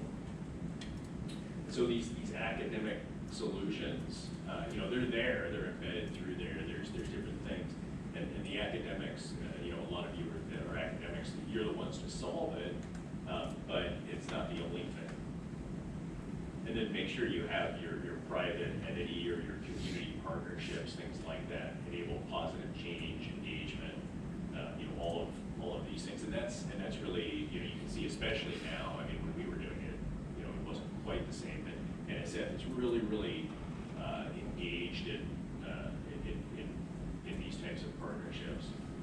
And then remember, you know, broader impact, education's very important, but again, the research has to impact society. That's the first thing the reviewers are gonna look at as you write these. And you guys write proposals, a lot of you have NSF funding already, but for these big projects, they wanna know that, you know, it can't be, oh, there's a new building type and I wanna put it in the code. That's not enough. You have to explain, you know, why does it need to be in the code? What, you know, and on and on. And then the key is, remember, the reviewer pool is getting really spread out. And so no matter how technical the work is, you know, I mean, most of these big proposals that I've written, there's never been an equation for all 3 or 4 of these massive proposals. For, you know, $40 million NIST center, there wasn't an equation to be found. You know, they don't need them. They know that you guys know what you're doing, or you wouldn't be in your positions. So just explain the need for it. It still has to be technical, don't get me wrong. So how do I write a proposal when they include these large projects? Well, you know, convince the reviewers, like I was just saying, there's a problem, the world needs the solution, and then convince them that you and your team are the people that can solve it. And if you can't convince them you're the only people that can solve it, sometimes that's hard, but that'll help. And then convince them your work plan can do it, the time, the money, the process. But again, you know, I'll keep mentioning this, the money's not all gonna be there. You'll never, you know, NSF's never gonna fund a full building like this. You have to get the money somewhere else, which I'll get into in a second. And then pay attention to the details. There's nothing more annoying than you know, as you guys know, I think you guys have served on panels when you're reading something and somebody's using different terminology for the same thing, you know, all these little things. So details. And then I guess the key is, and this comes back to no equations and things, is think of a novel. You have about 1 page to get the reviewer's attention at most. You know, foreshadowing, so reminders of the importance, keep plugging away, remind them why society needs this throughout, kind of thread it through. And then the organization and structure is key, I mean, just iterations and iterations and iterations. Okay, so now I want to get to the example from 2013 UCSD that you just saw. But first, I would say the most important item in writing a large proposal, especially to use a shake table like here at UCSD, is the team. You have to have, you know, I call it the A team. You put in place the perfect project team. And that may not be all academics, but it should be the core for an NSF proposal. Put in the perfect project team, and don't worry about spreading out too thin financially, things like that, because you know the way I always think of it is, you know, I can write a big proposal myself. I probably won't get it by myself, so I'll have 0. But if you bring in 4 of the perfect colleagues that can write this way too, then you know you'll each have 1/5 or whatever it comes to. So a couple of examples. This was the Nieswood team, the team over in Japan. Some of these we look a little bit young because these are all the dates that they were done, and you can see it's you know, they weren't all there during the project. You can see a link there on third from the right top. He'll be talking tomorrow, but he was out in Japan back then as a postdoc with CSU. This is the 2013 team, the project I'm going to talk about here for a few seconds. Gary's in the back there. Gary, raise your hand there. So if you have any site questions, he's been on site for a long time, lived out here with me for a while. And so we had our PIs, collaborators, and there were a lot more, but this is basically who was on site at all times, pretty much. And then PhD students and REUs, and we were fortunate the site that Lily and others hooked us up with 5 REUs at that time, I believe it was. So another example, this is the big center that I run for the National Institute of Standards and Technology, and just wanted to show essentially, you know, and so the project team, you can see, you know, it's a lot of money, but it's also a lot of people, and the key is to get the right people, put them in place. And so this is actually the full academic project team, as well as some coders and developers that you see here. Okay, so remember now we're at 16% interstory drift, and then we are going to shake again. And so this is Superstition Hills, MCE, scale to MCE. So that is, if I recall, a near fault motion. And these are the old towers. You heard Joel talking about the new towers that are quite a bit taller, which we would have obviously used. Okay, so why do we do that? Well, it's fun, but that's not why we do it, because it takes a lot of effort and money. And this is looking into that top window on the top right here. And you can see people watching down here. And so if you come out for the tall wood test, you'll be actually standing further away than that because the building's 115 feet tall. And there was furniture in there, but we did, I think it was a 10 a.m. test, so you couldn't see anything other than that coming at you. And so here was the aftermath. Okay, so a couple of notes then. So the uniqueness of proposals that include a large test. And so this is kind of general, but it's especially, I think, important for something like UCSD is you know, as I've been saying all along, NSF can't fund the entire test program typically, you know, unless there's a unique circumstance, so don't ask them, because then they'll just have to decline your proposal. And then the biggest thing that I've always used, and I didn't realize we were doing this originally, but is thread at least two concepts through the proposal or the proposed work. So you've got your fundamental research or your fundamental science and engineering concept, and that's kind of NSF-esque, I would call it. And then the industry research component, and that's really that societal push and that need, and that's where the fundraising and the collaboration comes in. And as I mentioned, put the A team together. You know, that's like a 1979 TV show reference, which most of you have probably not seen, and consider yourself lucky. But even if it's expensive, choose people, you know, based on their skill set and their ability to collaborate. Don't pick your friends just because, you know, unless there's somebody they're your friend because you essentially work with them very well and they have the exact complementary skill set. But also don't pick people you don't want to work with. So for NESOF, that was that 4-story test, and it had a lot more to it. That was the fourth year of the project. So one of the fundamental research component was that some work back in the 90s, a big project here, Nigel Priestley developed direct displacement design, and then Andre Filiatro, Brian Foles extended it as part of NHERI Caltech with some projects here on a much smaller shake table. And then modified that for wood. And then Wai Chang Peng, at the time, a postdoc with Dave Rosowski, one of the PIs you saw in that photo from Eastwood. This was at the end. He was now in Clemson, but he worked with Dave to create simplified direct displacement design. And then we applied that to the shake table in Japan to design the building using that new method. And then tested it. It was a big validation test. But the problem was, for these soft-story buildings that you saw, that 4-story building, the front of the building, they basically developed torsion because the center of rigidity is not anywhere near the center of mass with the front, the open front, so that's on two sides. And so DDD wasn't able to accommodate that. And so that was one of the major scientific contributions and components by my student, as well as a big team. Jorge Bomani is part of NESOF, he's now at Washington State in his first year as an assistant professor after some industry work, just to give a quick update on him. So basically then the other major component, and this part was led by Peng, or Wai Chang Peng, at Clemson. And so this was when he was at Clemson now as an assistant professor.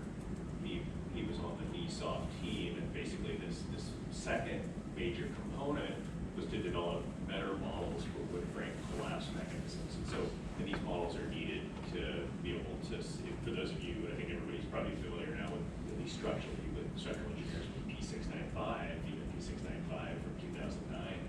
Well, the idea is you get a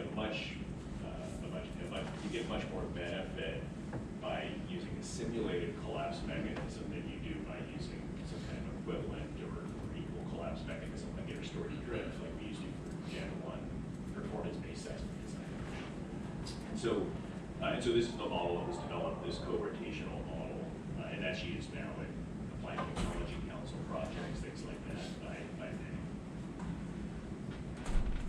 So then, so what was the motivation for something like this? Well, the city of San Francisco issued a soft story retrofit or soft story ordinance for mandatory retrofit over a period of, I think, 6 or 8 years.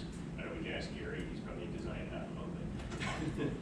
And so the motivation for NESOF was that many of these buildings would be prone to collapse or such levels of damage that they have to be taken down, and the population would leave because these are all renters, and so they thought, well, there's nowhere for them to go, and so they wanted. So this was really one of the. There's been others, but this was one of the first kind of early thoughts of, hey, how does this contribute to community resilience or infrastructure resilience, but really community resilience in this case, and so we looked at essentially brought that in as the industry and research collaboration components within the program, which culminated here at UCSD. So this was the collapse testing, as I mentioned, to better understand the collapse mechanisms.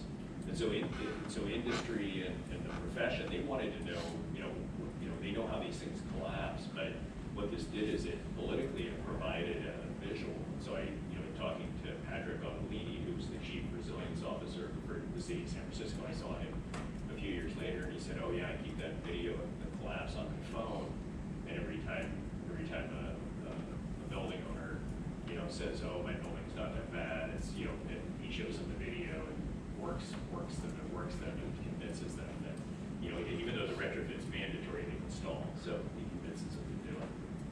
And so integration of industry projects for use in the P807, which is that soft story kind of easy. It's kind of a simpler approach to retrofit, and then performance-based seismic retrofit. And then finally, that experimental validation. So just show you, this is some of the work that was done, just because as engineers, we don't like retrofit photos. So there's a stud pack, that's a wall being retrofitted with an ATS rod from Simpson that's taking tension. That's a big intersecting shear wall here. You remember that one, I'm sure. That's, and then here's the strong frame at the base. So this is, depending on which lengths are put in, this can be a lesser bottom story only retrofit, or it can be a retrofit at the going up. And so here you see, now this is actually Loma Pre at MCE level, and you can see, you'll see like at least a second mode, but it's very quick because the building's now, so you can see actually certain movie. And so there's only about 12 seconds of strong ground motion there. So the life cycle of the test building was the construction, it's ready for testing, cross-laminated timber rocking walls, this was that bottom story only retrofit, and then steel special moment frame. So again, P807 is that bottom story only retrofit, so that you don't disturb the tenants up above, you're just working in the garage. And then steel special moment frame plus with structural panels going up, so stacks above. And then viscous dampers, that was led by Mike Simmons at RPI, and then the collapse test you saw. And then recycling and disposal. Okay, so some takeaways as I close here. So remember, with a test that involves something of this size and this magnitude, is solve something of broad interest. Narrow is not going to cut it for this size program, so it can't be you can't have a single idea like you can when you're just asking for $300,000 or $400,000. Now you may only be asking for $400,000 or $500,000, but hopefully it's 3 or 4 of you asking for that, or even 5, and then it adds up, and it's still not enough to pay for a test. I think, as you'll probably see from like tomorrow. And then industry must have something to gain, information, data, publicity. And a lot of times the publicity, is enough, and that can include letting them in with a camera crew to do some PR and just making sure that you have a check. I think crews, how many crews do you guys have out there for each test? Probably 5 or 10, or Yeah. And then be sure there are at least two major components, the fundamental research, and that'll be the NSF contribution, and then the industry and the mainstream contribution. Engage collaborations at the writing stage, engage UCSD early, talk to the staff out there before to make sure that because if you're proposing something that, most of the time it's possible, there's a way to do it, but if you're proposing something that's a challenge to get done, then you may have to scale back and things like that. But in general, I think anything we've ever proposed, is possible. So, but otherwise, engage them early, and then form an industry or a project advisory committee at the proposal stage. But be sure and check the RFP and things. Sometimes there'll be a little line in it that says don't name your advisory committee because we might want to use them as reviewers. They don't say it that way.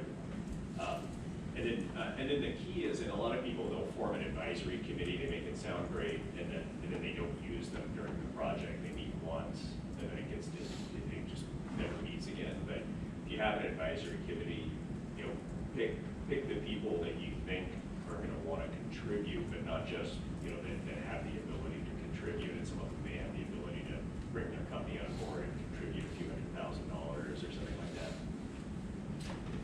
So I would say if these if these four elements are there, then don't worry about having all the money when it starts, because you'll never have all the money available at the beginning of the project. So if you do a test in the very first year here, that's difficult, and so you'll want your test to be if it's a 4-year project, maybe year 3 or 4 if you can swing that, simply because you need time to kind of develop that interest. It develops quickly, but it's a little bit nerve-wracking as I put up there. And then the key is everybody has to contribute. They may not be contributing with money, but they should then be contributing with time or energy or thoughts or whatever it is. And probably the last thing would be, as people are contributing, make sure that again you're not favoring friends and things like that. You're being very equitable about it. So if somebody's contributing a certain amount, in other words, they get a certain thing. Like tomorrow, or actually I think it's this afternoon, I'll probably see it out there too. When you go out to the site, you'll see the Tallwood banner, and the size of each logo on there is equivalent, essentially related to their contribution for all the sponsors. And then I would say overall though, testing at a site like this, fantastic experience for me every time. The professional reward outweighs the negative, so just write. And finally, I just want to show, not so much to show the acknowledgments, but just to show you how a project of these size, what the size of the acknowledgments is. So that's these soft, that's these wood. And then that is my contact information. Happy to respond to questions and things. And I want to thank UCSD, John, Joel, Jose, Rush, everybody for having me. So thank you. Last but not least, just forgot this. I put this at the end. This is a new ASC conference with a focus on resilience and adaptation and all of these things, adaptation. So, and I'm in charge of the resilience tracks. So please come join us. I think it's in November over in DC. Thank you. You'll still be here for the Q&A before lunch? Yeah, I can stick around a little bit, yeah. So yeah, we'll have the Q&A after Troy Koshke's presentation. So we're a little bit late, but I think it would be good if we just had a short break. Tried our best to come back here and reconvene at 10:30. That's only 5 minutes. I don't want to take away from Professor Ratchey's presentation. It's always going to be an hour after that. So just maybe a short, get a coffee, it's a restroom. Let's get it. Good job. Robert, I'm going to put my slides on there. Oh, okay. Oh, on the main computer instead of using my own. Here.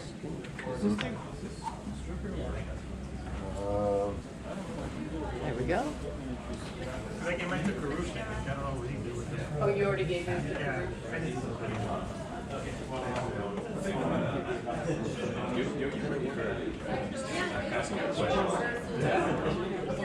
Oh, I gotta. It might be plug it in. No, yeah. This is how I was working and I was having trouble putting it all together. Yeah.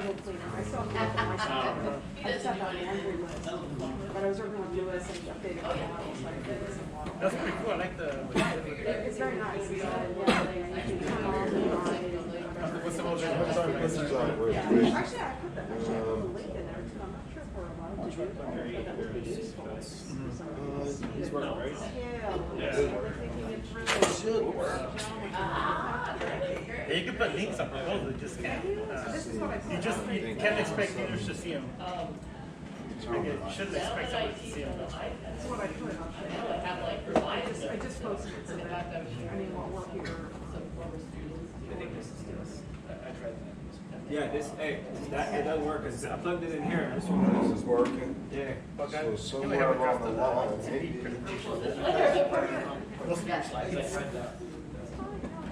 I won't be here to see it. Okay. I will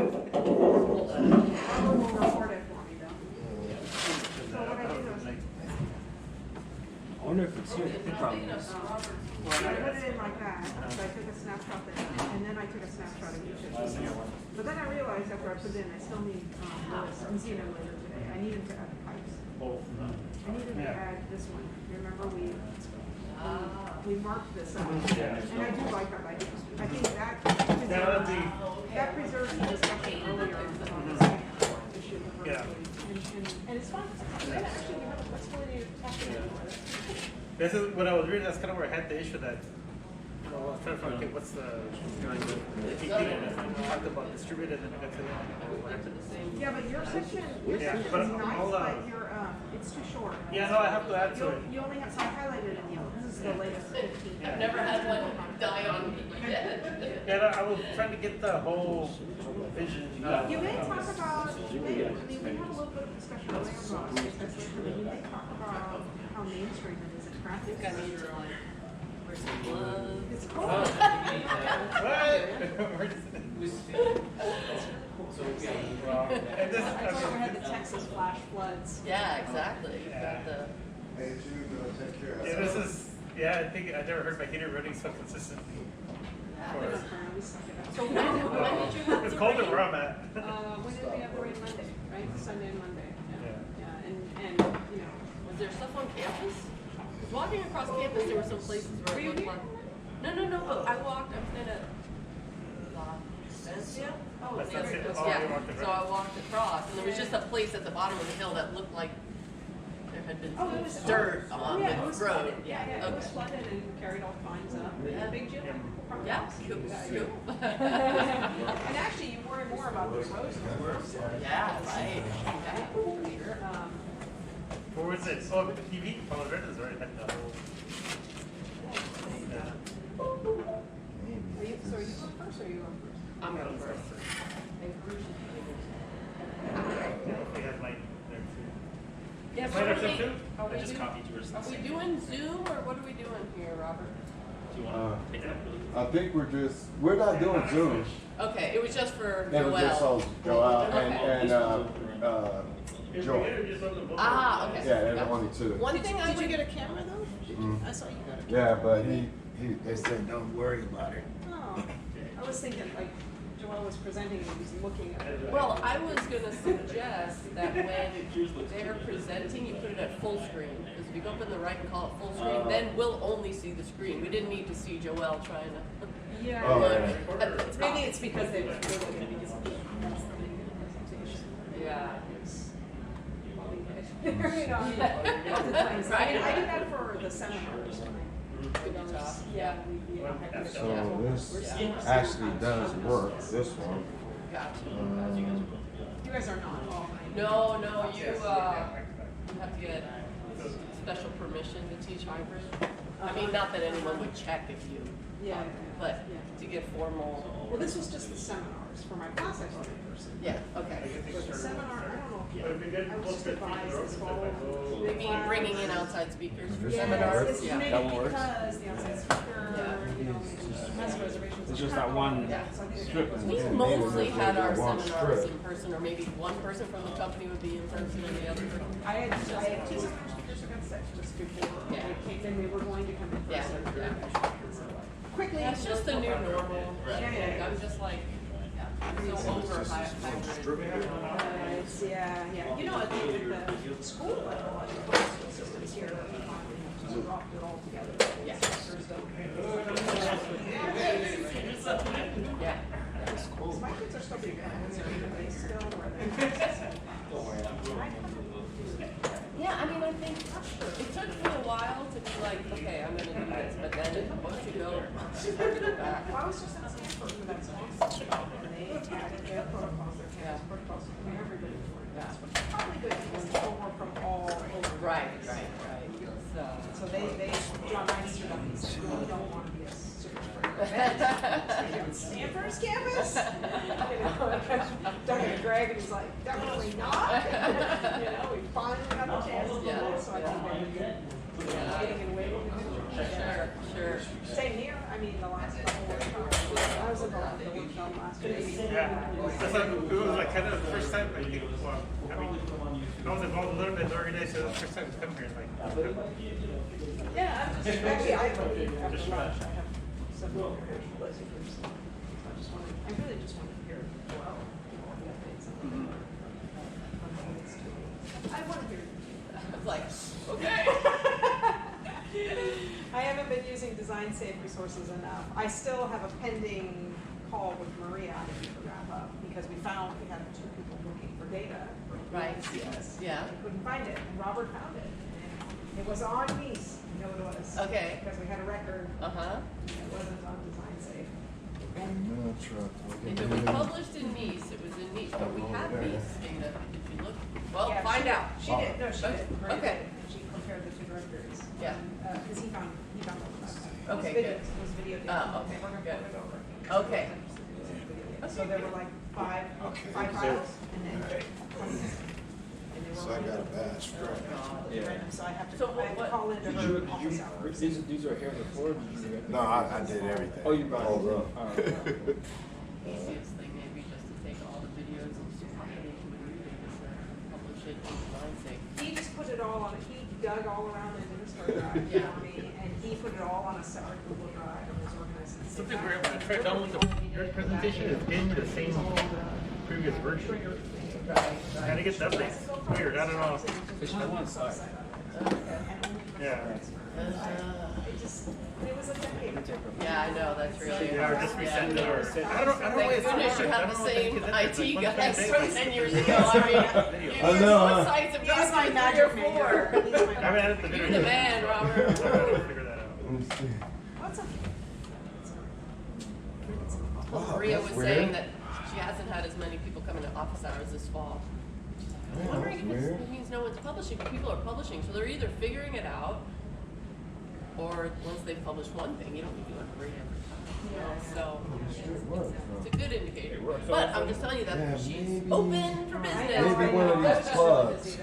Yeah, That no, was I plugged totally into. understand. Yeah, that's what I'm thinking. She's awesome. She knows how to do No, she's on. I told her at the end of the quarter, once I'm done with my grades. When are you guys done? Well, when I downloaded it. Oh, you are? Okay. We just finished. Yeah. Finals last week. And now it's cleanup time. Yeah, oh, no, I know. All right. Let me see, I'll try to download it again. But Yeah, I when- was curious. I didn't know exactly when you guys share your grades and all that stuff. Well, just send me the one slide. Type it. Oh, Just send me the one slide. Right. Send you the one slide? Dude, it's in there. Just take a look. You probably didn't check. You probably didn't see that. Yeah, and then I had. I think you had. Yeah. Yeah, it was. It was very You broke the line. Everything you hang.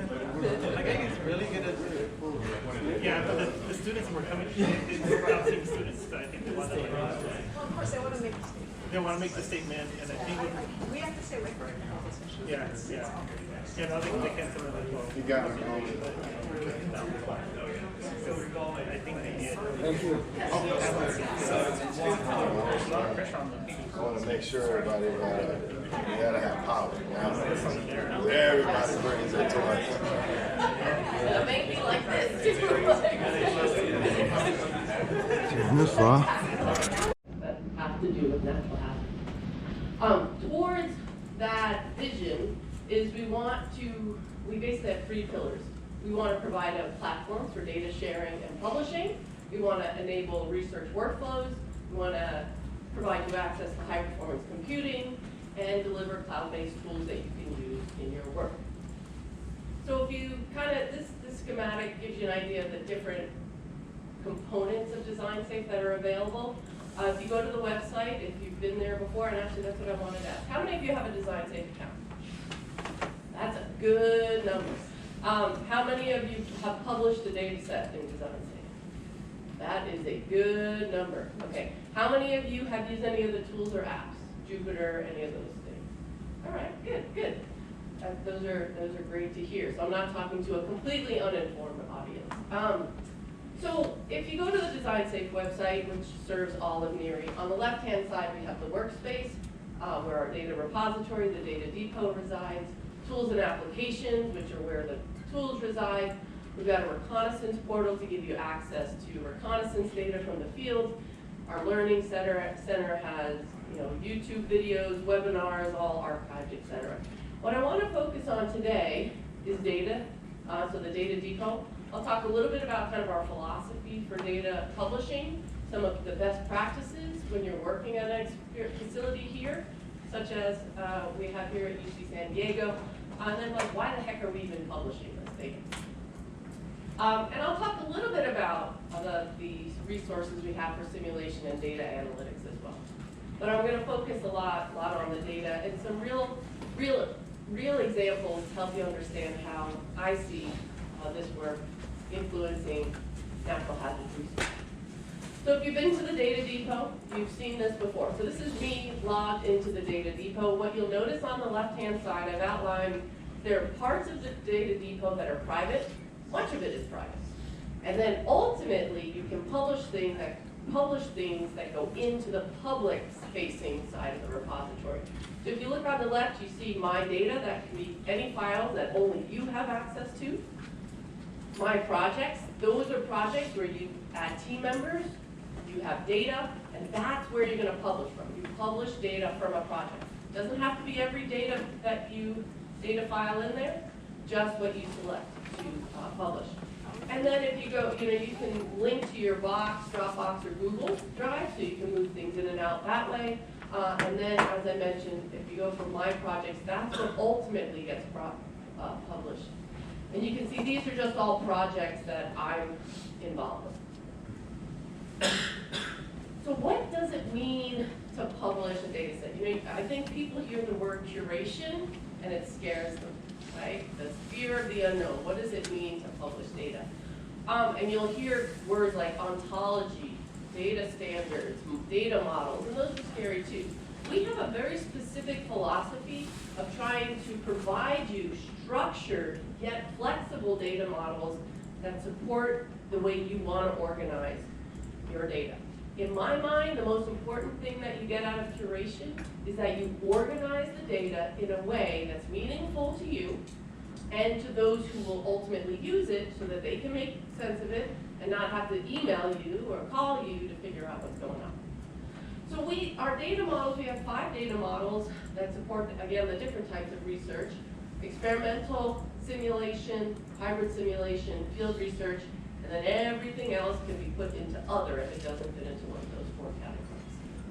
Now, what I always say is that with flexibility comes responsibility. That means you as a researcher do have to think a little bit about how best to organize your data so that someone else can use it. It's not just simple, put it in this box, put it in that box, and we're done. Robert can't do it for you. He can get the files up there, but curation still, he can do a lot, don't get me wrong. He'll get the files up there for you, but you have to organize it because only you and your students are the ones who know exactly all the details of what's going on. So, just some screenshots of how we help you organize things and the flexibility. So, for example, in the experimental data model, the components are that you have to describe the model, the sensors, so here, model configuration, where are the sensors, and an event is anything that then you collect data for. But you can call those events, you can call the models, you can call the sensor information, whatever you want. The files can be called whatever you want in whatever format you like. You can have data analysis, you can have a report. So all of those things you organize and name yourself. A lot of people will talk about, well, I want more data standards.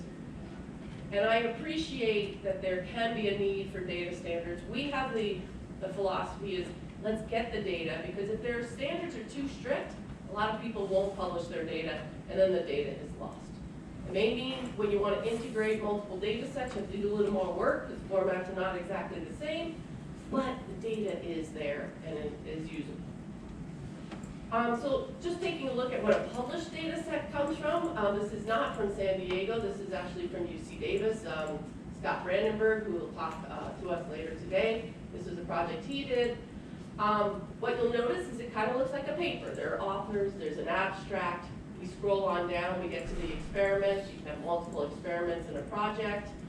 This nice color-coded description or layout of the different components, report, model, etc. Here are the files. Importantly, the data get a DOI, right? Now people are like, by now I think people know what a DOI is. We know that when we publish a paper, we don't put the volume and page numbers anymore usually, we just put the DOI. Data's the same way. So let me just talk about a few things that if you haven't been in the Data Depot in the last year or so, you might be interested to know some of the enhancements we've been working on. So first of all, full data set download. So if you don't want to go through all the files, just want it all, just click download data set. Now there is a limit to the size of the downloads. That's a challenge, right? You don't want to download through a web interface 156 gigabytes. So this isn't a perfect, this is not a good example, but we have a limit of about 2 gigabytes. But what we've also added now is if you don't want the full, and you can't always, like I said, through the web interface, you can't get 150 gigabytes down, you can have multiple files or folders that you can then will be zipped and downloaded. The third level of complexity is a little bit more cumbersome to go through with Globus and using kind of a file transfer protocol, FTP client, but we can help you with that as well. So, but these two things help facilitate getting the data out. We also have some components here looking at the data diagram, which represents, again, that visual representation of the data organization. Data metrics, we're tracking views and downloads of the data set, so you can be tracking that. And then we have a data feedback area. So let's say there is something that is unclear or something that is missing from a data set. A user can come in here and provide that feedback, and then we'll get back, we'll either fix it on our end or we'll get to an author and say, hey, look, this user was confused by this, maybe you can improve your data publication. Which leads us to the other important thing that we've added, is that you can do amends and versioning of your data sets. So amends means you're amending the metadata, so like things like your abstract or your links to other data, related works, the keywords. You can change that easily through amend. So you're amending the metadata.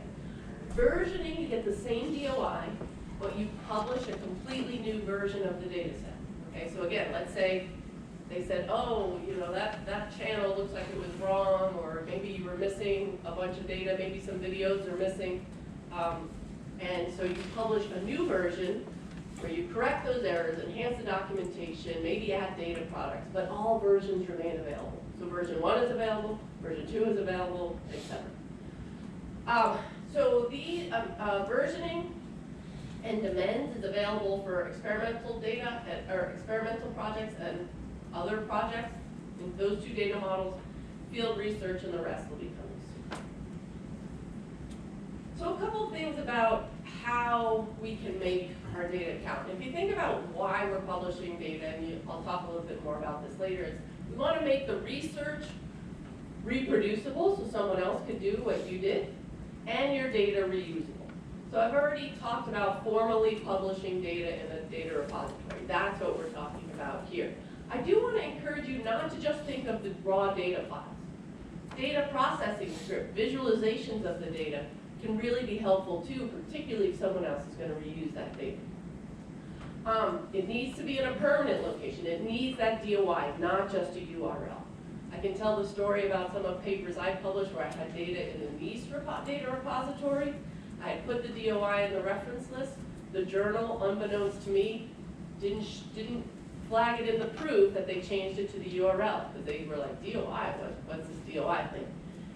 All those links are dead now.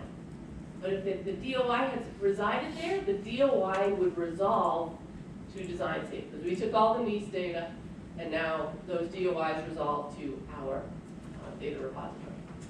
I also list curated data sets in my CV in the same way as I do papers. If people are going to cite data or cite papers, they should be similarly acknowledged in your CV. And then the last thing, and I'm going to pound this one in because we've seen real problems in how people understand to cite data. And even I've made the mistake. Maria, our data curator, will find my papers and say, what did you do here? You didn't cite the data right. Oh my gosh. So think of it exactly like a paper. In the text of the paper, you just put the author and date, just like you would a paper. In the reference list, there's the authors, it says data set, and there's the DOI. Just like that. This helps us track people reusing design safe data. This means not only if someone is reusing data, cite it this way, even when you publish a paper on the work that you did, cite the data so that people can go find it. Because often the way they find the data is they read the paper and go, oh, that would be useful. Where's the data? We try to make this as easy as possible by showing you what the citation should look like. So if you hit this citation button, and this is going to be changing because it's become clear to us people didn't realize this is how you cite the data. We're telling you at that blue button, but it'll look something similar like this, but here it is. It's got the authors, the title, how to put the DOI. You just copy and paste, or you can download it so you know exactly how to cite it. Here are just some examples of bad citation problems, or should I say challenges. I know this is pretty small. This is in the data and resources. They cite the paper that described the data, but then look, this is, they said the data was here, and it's the URL to the design safe data set, not the DOI. And it's in the data and resources. The only thing in the reference list is the paper that described the data. So again, you want to have the data in your reference list as well. Here's an example of paper. It says, figure 17 shows the structure of the data in design safe. That's it. That's the only thing they said. They didn't give any proper citation. We've come across papers where they said the data's in design safe and then they never published it. Okay, so I'm just pointing this out. This is what we're seeing in the community, and we know it's an education thing. And so every time I talk, I always take an opportunity to do that type of education. Okay, just some other resources. We've got the user guides here. Within the user guide, look, we've got this experimental facility checklist. This helps you know what should I do before I get to the site, what should I do when I'm at the site, what should I do after the site. So it's after you do your experiments. And probably most importantly is we have these curation office hours with Maria Esteva, our data curator. And I was just talking to Tara about, she's like, oh, I need to talk to Maria. Look at Maria, she's such a nice person. Like, she loves helping people. She loves talking to researchers, so don't be afraid of her. She's here to help. And it's really important to bring her in. She can give you feedback if you're not sure. How should I organize this? She can give you ideas about that. And then one last thing to mention, one way we're trying to also capture the use of design safe is by looking at citations to what we call our marker paper. So if you use design safe in any capacity, we would appreciate if you would cite that paper. Okay, so moving on a little bit to tools and applications. For simulation, we've got a load of HPC-enabled simulation codes that run on the high-performance computing resources at Texas Advanced Computing Center at UT, TAC, so Stampede 2 and Frontera, which is the newest system. One thing that, the way I like to think about this is we provide you access to those tools at different levels. You can just access it through the web portal. We also then have an API, so you can do some scripting and submit jobs through the TAPIS API. And then if you feel comfortable and you want to go to that next level and go to the command line interface, we can give you access that way too. And if any of you have tried to get HPC allocations at the supercomputing centers, often you exceed. You have to write this long proposal. We kind of have a way in the back door through TAC, and so we can give you easy access to both CPUs and GPUs, and you just have to write a really short couple of pages. And Tim Cockrell, my associate director, emailed you. We also have tools for data analysis and visualization. HazMapper is one that we have developed on our own to integrate with kind of field research mapping. All of the, and we've got, let's see what else in here, we've got QGIS, so if you have GIS, again, this is all running in the cloud where the files in the data TiVo are available to these tools. The one I really want to focus on is Jupyter. Okay, so we probably all by this point heard of Jupyter and used Jupyter a little bit, and we really like to think of that as our middle ground workflow engine where you can script, but you don't have to go all the way to the command line. But we've seen Jupyter notebooks used in so many ways. Interactive data viewers, which is what Alberto is going to talk about. Scripts for data processing or AI, machine learning. You can publish a Jupyter notebook so someone else can use your analysis procedures. And I think for all those reasons, it accelerates data reuse, it accelerates the adoption of the work that we do into practice, because this is kind of that middle ground that people feel comfortable using. We do have something else we rolled out in the last year, what we call the use cases, and most of them are Jupyter-based, so you can get to the use cases from that workspace menu item. But these are all examples with the associated files of how to do different types of things. Here's an example doing soil structure interaction, using OpenSeas, using the HPC system, all run through API calls in Jupyter and then post-processing, etc. We've got stuff here on NPM. We've got stuff here on computational fluid dynamics, so there's a lot of different stuff. So now I want to kind of switch gears and talk a little bit about the experience at an experimental facility. And this is, for everyone to see whether you work at this EF, another EF, and this really comes from the experience at Oregon State University, and these slides all come from Dan Cox. So, if you look back to the beginning of NHERI, and then here's just a compilation of about 12 projects that were happening at, or have happened at Oregon State. And you can see on average it was taking 2 years from the end of testing to data publication.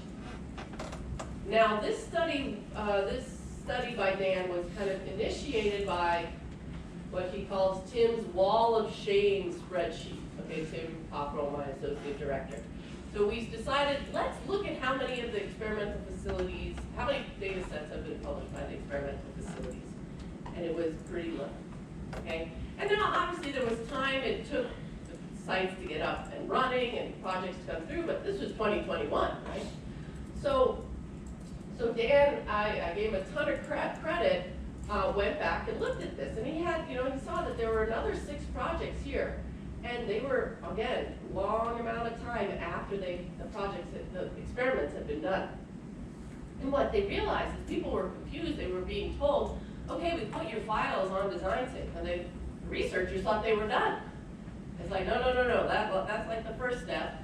Now you gotta curate it, you gotta publish it, etc. So Dan said we need to make a change. He said, well, the two things he did was, he had all the teams talk with Maria and her team at Design Safe. And then talked with the project PIs to get them to commit to get the work done, make sure they understood what was required.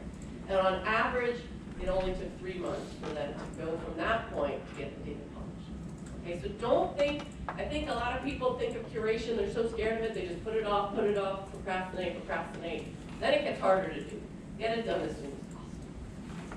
So, and this is what they took from that is for future projects, how could they change their workflow working with researchers to get the data done? So this is what, the typical workflow was. So here's the experimental facility, here's the time. Researcher 1 comes in, does their experiment, leaves. And then, another researcher comes in, tests, and leaves. And that was it. Like the experimental facility, it was this communication, and that was it. What they changed was bring design safe and data publishing into the loop. It should be part of the discussion when you're planning your experiments. Before you even get to the site. It should be part of the conversation while you're doing the experiments. And then also after. Don't wait to the end to think about it. So what they're doing now is they get the PI commitment for data publication before they even get into the lab. Loop in the design safe team from the beginning. Check in with the PI team. And increase awareness of the tools, like our online tutorials, our checklists, we have had publish your data, events, etc. Okay, so this we're trying to roll out at all the experimental facilities. So the key point is making sure y'all understand data uploading is not data publishing. It does require commitment from you as the user, the EFs who understand the data that is generated at their site, probably the best. And then our design safe team for consultation. But there's a part of this is feels like, okay, if I have to do it, I have to do it. But I want to also emphasize some of the carrots for why you might want to do this even if you didn't have to. So why should I publish in Design Safe? Well, the first one's obvious. It's required, though. Okay, so let's move beyond that. Let me ask you guys a question. Why do you think you should publish data? Assuming you do think you should. Why might you not? I'm not going to keep talking until someone raises their hand. It's like class, come on. Preserve it. Yep.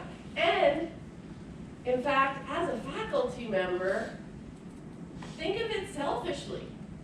It maintains continuity between the graduate students. I can't tell you how many times in my career I've said, new student comes in, I'm like, oh, email George, I know he's in Greece now, but we need to get his data, I don't know where it is, he's got some script, he did something with it, I don't know.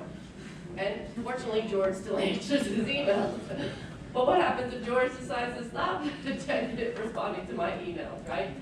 So by having that there selfishly for you, facilitates what the next student will do. They can build off of a script, build off of the data. Anything, what else?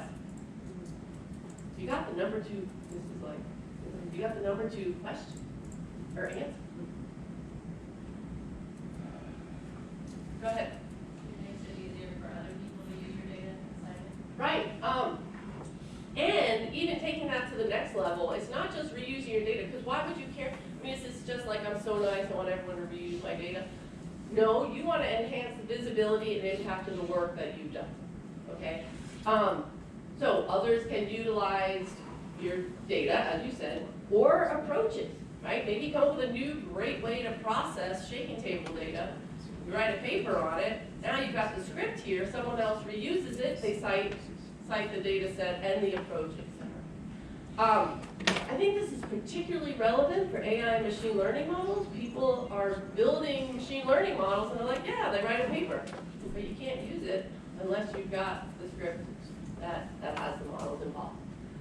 And then again, emphasizing cite your data when you publish a paper, utilizing your own data. That's the best data marketing. When someone sees paper on the research, oh, here's the data, etc.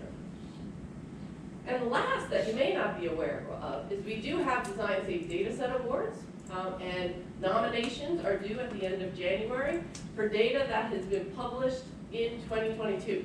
So you have 2 weeks if anyone wants to get one in under the wire. And you know, we promote the award winners online and also give opportunities to give webinars on the work that you're doing. So I'm just going to close with just some examples of how I'm using design safe in my research. I feel like if I'm going to talk the talk, I got to walk the walk.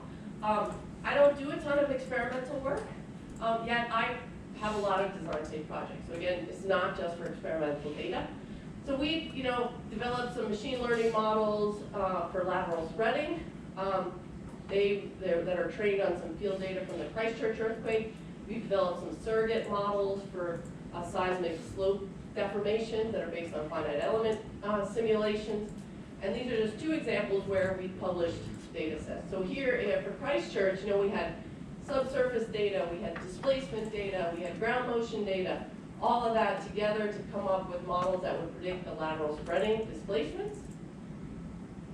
Here's our published data set with my former postdoc Margot Durante, who's now back in Italy. And what's important here is you can see we have all the data and scripts that we use for the model development, which were all done in Jupyter on our Design Safe Jupyter Hub. Here's a folder that has scripts that allow you to use the model if you want to use it. And then, you know, a readme file and some other assessments here. Again, in Jupyter, you have access to scikit-learn, Keras, TensorFlow, PyTorch. You know, here, this is a K-fold cross-validation. Maybe you're like, man, I keep hearing about that. I like a script that did it. You know, maybe you don't care about liquefaction. You just care about trying, how did you do that random forest analysis? You've got the script. You can just build off of it. It's always nice to look at a non-blank piece of paper as opposed to a blank piece of paper. For the work that we did on seismic slope displacements, you know, we did 50 different slope geometries, put 1,000 motions through each. We developed displacement models as a function of yield, acceleration, and various other parameters. Again, going to the data depot data set, we've got our simulations, which were done in LS Dyna, all the models, the output, and then we even have in our analysis area the scripts that developed the predictive models. Okay, so a one-stop shop for reusing the models. Oh, I forgot. I have one more last thing here. I don't know what time it is. I don't know what time I started, so I'm just going to keep going, but it's only a few more slides. I did want to mention a little bit about, is this working, right? What are people doing with data and citing data? And so Maria did a data citation analysis for our last site visit, where she looked at this time period between January of 21 and March of 2022, and she's scouring the literature. And she identified what we call the gold standard of data reuse. That means reuse by someone who is not involved in producing the data. Okay? I'm not saying reusing, if your project ends and you have another student use that data, I still think that's data reuse. But by this gold standard, these people wouldn't have access to the data unless you had published it. So we identified 46 papers that reused one or more data sets. And she did an in-depth analysis, how, when, what type of natural hazard data was used and for what purpose. And we wanted to understand better how people are reusing natural hazards data. So here's a couple of bar charts. Let me take you through this. So this is the data type. So we have experimental data, field research data, simulation data, and say scripts or whatnot. And then the colors here vertically represent how it was reused. So I think the most stark thing you see here, experimental data is being used mostly for simulation. Not surprising. That's one of the main reasons we published experimental data. You can see field research data is being used. Mostly people are simply citing the observations, but I think there is a role now with how we're seeing STEER and GEAR going out and publishing data sets from field events to actually use the data that they're using. Some simulation data is being reused for simulation work. When we look at the natural hazard type, you see that there's definitely a higher amount of reuse of earthquake data. I think part of that's because the earthquake people have been in the business of reuse and data publishing because of needs for a longer time. But I think the wind people are going to catch up very quickly. The other thing is, how long does it take people to reuse data? So remember, these data were cited basically in 2021. So this is for those 46 papers that came out in basically 2021. And when was the data published that they cited? So how long ago did the data? So most of the time, the data was published in the last 4 years. That's probably a good turnaround time. What was surprising was to see this long tail. And a lot of this long tail has to do with what we would consider benchmark tests. And I took that part out of here. And when I say a benchmark test, it's like a significant test. It's like no one ever does. And I would say the San Diego type of structures tend to fall into that category. Full scale, big. Everyone wants to be able to use that data. We just can't, John was just talking about how expensive it is to do those experiments. I sure hope a lot more people than just the original research team can utilize it. But reuse is accelerating, and that's really great. Okay, so I'm going to stop there, but I welcome your feedback, and maybe I will see if there's a question or two before I hand it over to Hilbert. First one is, between this part and design state, how was the merger? How was that issue of finance? I signed it myself. I never seen it as an issue. So I think, the NEAS data, and I don't know if you noticed, I didn't point it out, is in design state. But it wasn't published using our data models, and so it's really just the file hierarchy in there. We welcome, if it doesn't have a DOI, we welcome, if you have a DOI, but it's hard to find the DOI, right? So it is there, it's just more challenging to find. If it already has a DOI, I would not recommend trying to republish it in Design Safe. I think the visual interface is better with the way we have it now, but of course, 10 years later, 15 years later, it's going to be better. But it is there, and if you have trouble finding it, I can help you. I know it's there, but citing it is for people using DOI as Google Scholar. So that's a good. So Google's the kind of search engine optimization to make sure Google Scholar is counting data citations as opposed to paper citations is an evolving art. Okay, so there is Google Data Search, I think it's called, I can't remember now, where they actually are trying to look specifically at data DOIs. It appears that they're starting to merge into Google Scholar because we totally agree. You want in Google Scholar to get credit for your data citations just like your paper citations. And we're working towards that, and we're starting to see fruition that those data citations are coming up. If you have a specific question about your data sets, I can get you into contact with Maria, because this is an important discussion. So other one related to university school control, always there's school control on data, and how does I say? What do you mean by your university has export? There's always school control on data outside countries, and how these use it, and Well, we definitely have those issues with certain countries. It's mostly with respect to the computational resources. We have not had any issues with data issues for natural hazards for export control. So, great, thank you. All right, well, I will be here through tomorrow, and if anyone wants to chat, I would love to talk with you more, and I'll hand it over to Hilberto.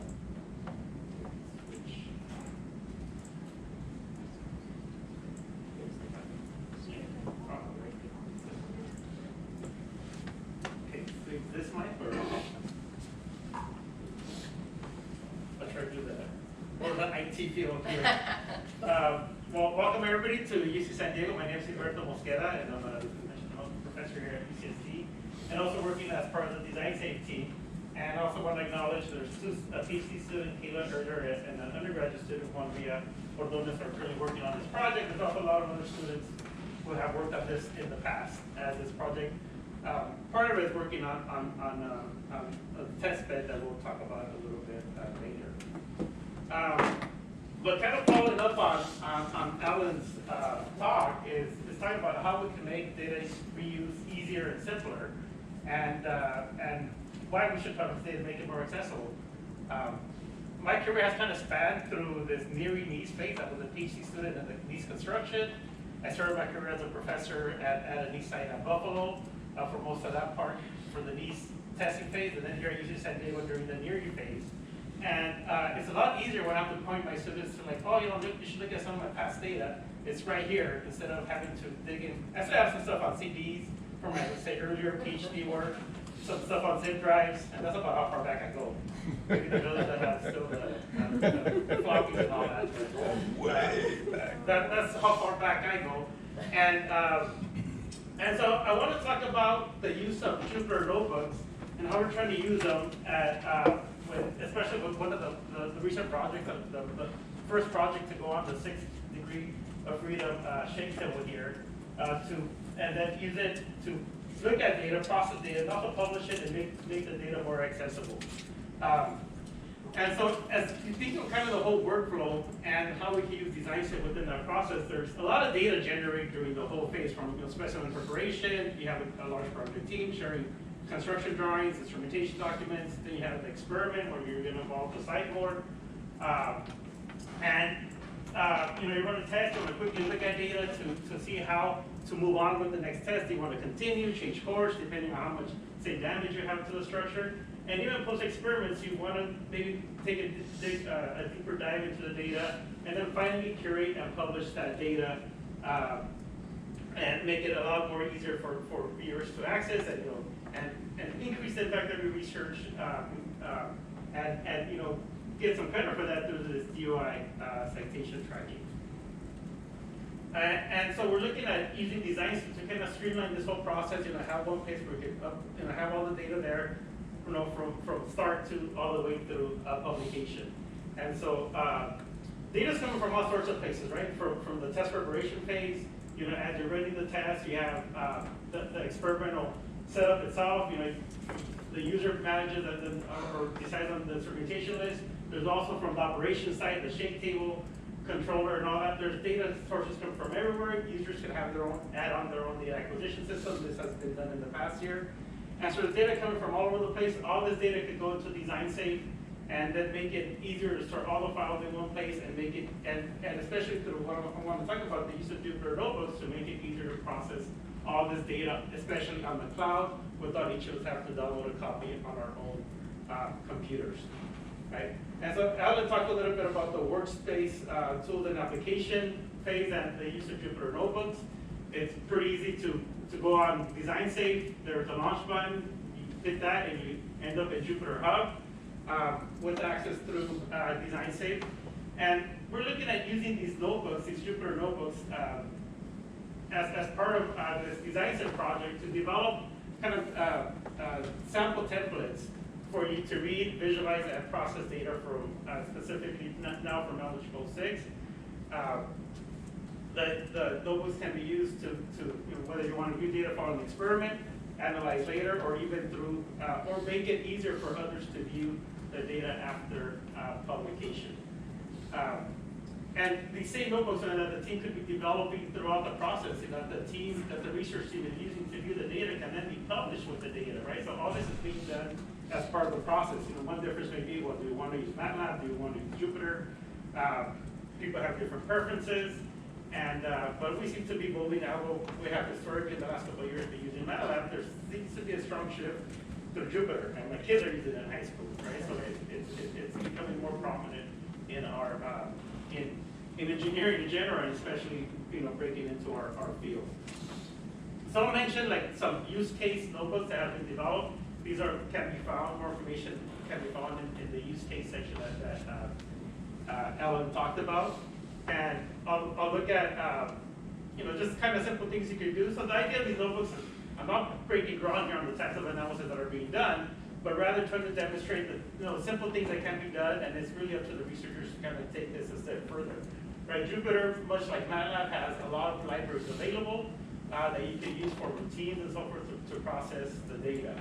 Right, so also I'll talk about a case, sample case using shake table performance data to look at, for example, how well did the shake table reproduce an earthquake. Look at pulling back data from needs, from the needs phase, and then talk about some ongoing test data processing from the test on average post 6. So this is what the advantage of Jupyter notebooks is that they basically look like a paper. So going back to a published data set from one set, this is from a hybrid development test done here on Alex Post in the what did your field configuration. And so you look at the data set, Alan talked about the different areas of this, including the description, kind of a little abstract about the project. And just to give an idea about the project, this was a look at a very simple structure, but to look at the use of hybrid testing from using the shake table. And in this particular test, it got a little bit more complicated in terms of the data side, because when you do a hybrid test, you add in a lot of different components. You typically have the MTS controller here, but we added additional predictive corrector, open fresco, all these different components, OpenSeas, all these different components generating data throughout the process. And so again, all this data is available on DesignSync. And so what that takes you to, right, we use this data to look at developing some sample notebooks. These are available. I'll show you where after. But you have these notebooks that you can get from DesignSync. And the nice thing about these Jupyter notebooks is they look just like papers, right? You can start them off, write a summary, introduction, whatever, and then when you get to the data processing section, you can start looking at visualizing the actual data. A lot of these have features where you can pull down, select the channel that you want to look at, select the test you want to look at, for the different runs, and plot something as simple as plotting the displacement versus command of the shake table, looking at response vector, how well that was generated. So all these tools are samples of these routines are in there already for you to adapt to your test. We also worked on developing some system ID. And for this, we looked at, for one is we were trying to develop these tools prior to the shake table test happening here on the table. And so we looked at data from our past, and also to look at accessing, these data is up on DesignSync and accessing some of the past data.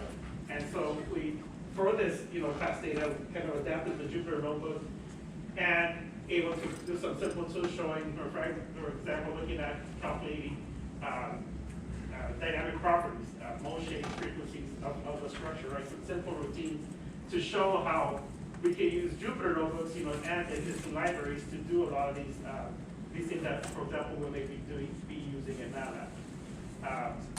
And then the last notebook that we're working on now has to do with the modular test of building. This tests were conducted in May, and so this notebook is, or a series of notebooks are under development, right? This is kind of what one of the objectives of this process was, to try to use Jupyter notebooks throughout the testing phase.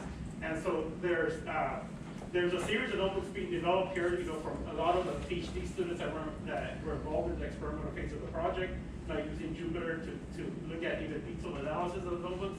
And again, this is all stuff that can later be published with the project. And so we're looking at developing kind of general notebooks to be able to grab any pick a test. Once the data is published, pick a test, plot any channel, look at simple routines to analyze the data if that's what we want to do. And so we can do anything from plotting time histories to doing some analysis of the data. And so this is just a sample from a white noise test on the 6-digit shake table, and looking at gathering the acceleration records for white noise tests, and then estimating some dynamic properties for that structure. So you can find a lot of information on DesignSync. There's a use case tab at Design Center, you go to Design Center, and there's the workspace or the use case products tab under there. And you can find all that information there, including some of the projects that Alan talked about earlier, and these examples of Jupyter. And a lot of these projects actually utilize Jupyter, and these have links sent to the actual files of Jupyter notebooks that are in Design Safe, in this case under community data. So you can have access to these records. The first two cases are there and available. The third one it's under development as we're waiting to finish the processing of the data and the publishing of the data to make the data accessible or have the notebook be useful. Right now, if you have access to the data, you can use the notebook. Otherwise, it's limited to what you can do. We're also looking at how we're trying to document as we move from the notebook from one project to another. What are the changes we have to do? What are the changes we have to do to for example, how easy is it to move from project to project and adapt the data?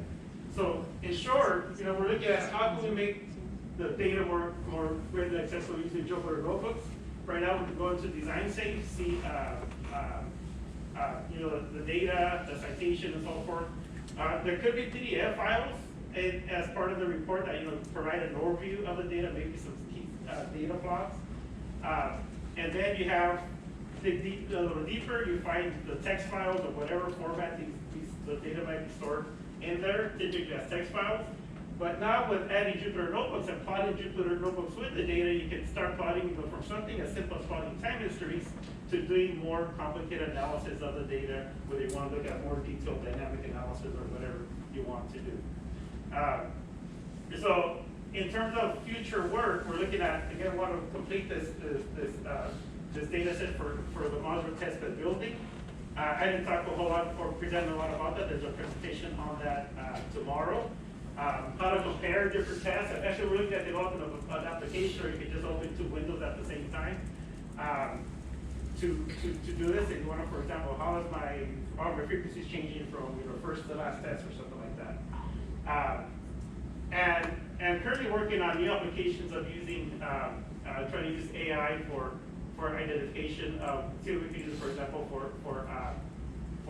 identification for system ID, or in this case, we're trying to look at using to estimate the behavior of the shake cell in terms of being able, for example, estimate the base shear from the load cells that include inertia and other friction on the table. So I'll bring it back to Alan's last slide, and I added my name, but any questions you can always refer back to Alan. She has all the answers.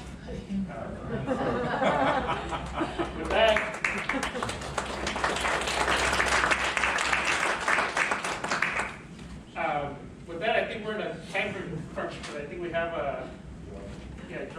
join us at 11:30, so I'll hand it over to you.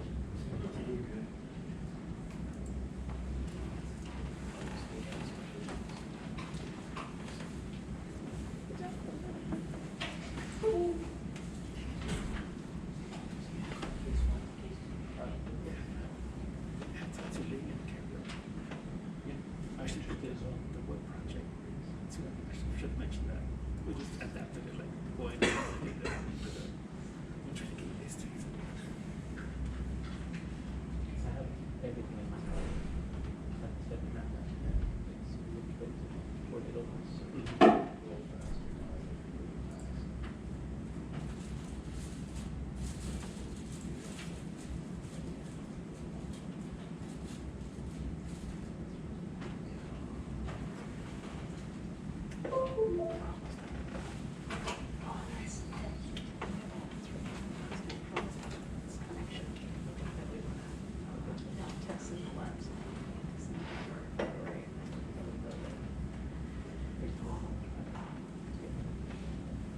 Well, so I did. No, I didn't get money from it because I really small.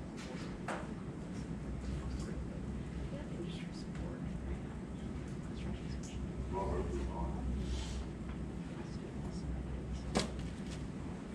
Robert, if you're on, I can't share the screen. We see you loud and clear here. She wants to share screen. To share screen. Presentation. Okay, you're gonna give it to him? Who's the host? Who's the host? Joel, maybe. Joel, the host? from No, I think it's Roche. No, you're listed, Joel, as the co-host. Roche, like, just add Joy as the co-host. you want me to, or, I think you just want. No, add Joy. Just add Joyce. Just add Joyce as the co-host.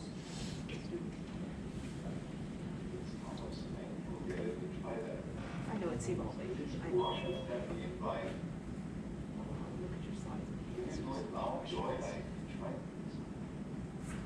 Cool. I think I can do it now.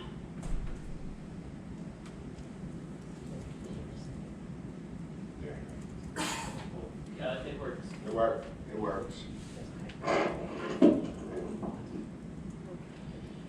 Okay.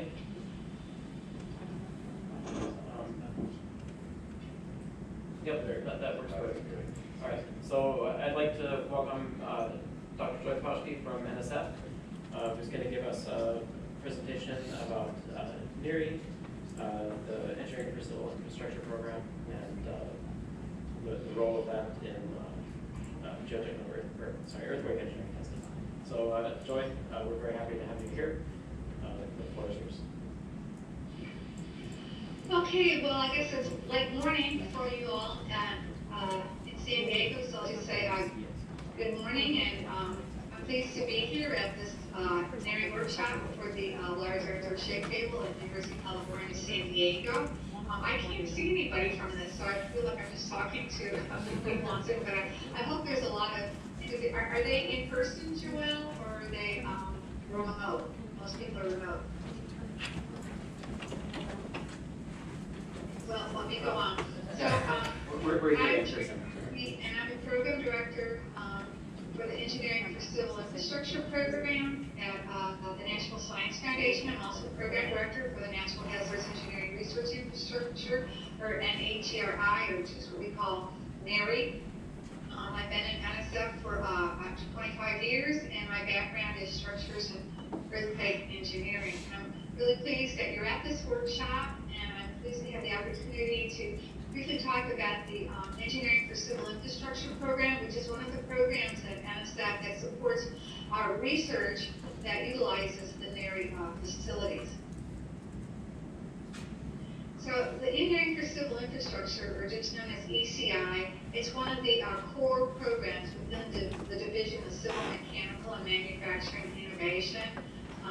Core programs within CMMI, the Division of Civil Mechanical and Manufacturing Innovation, they have no deadline, so we accept proposals at any time, and there's no budget cap on proposals either. So you can submit a proposal for $300,000 for three years, or you can submit a proposal for over $1 million for 3 years. As your budget goes up, especially when it starts getting very large, we encourage you to have a conversation with the NSF program directors and ECI before you submit your proposals, so we can give you some guidance on the budget.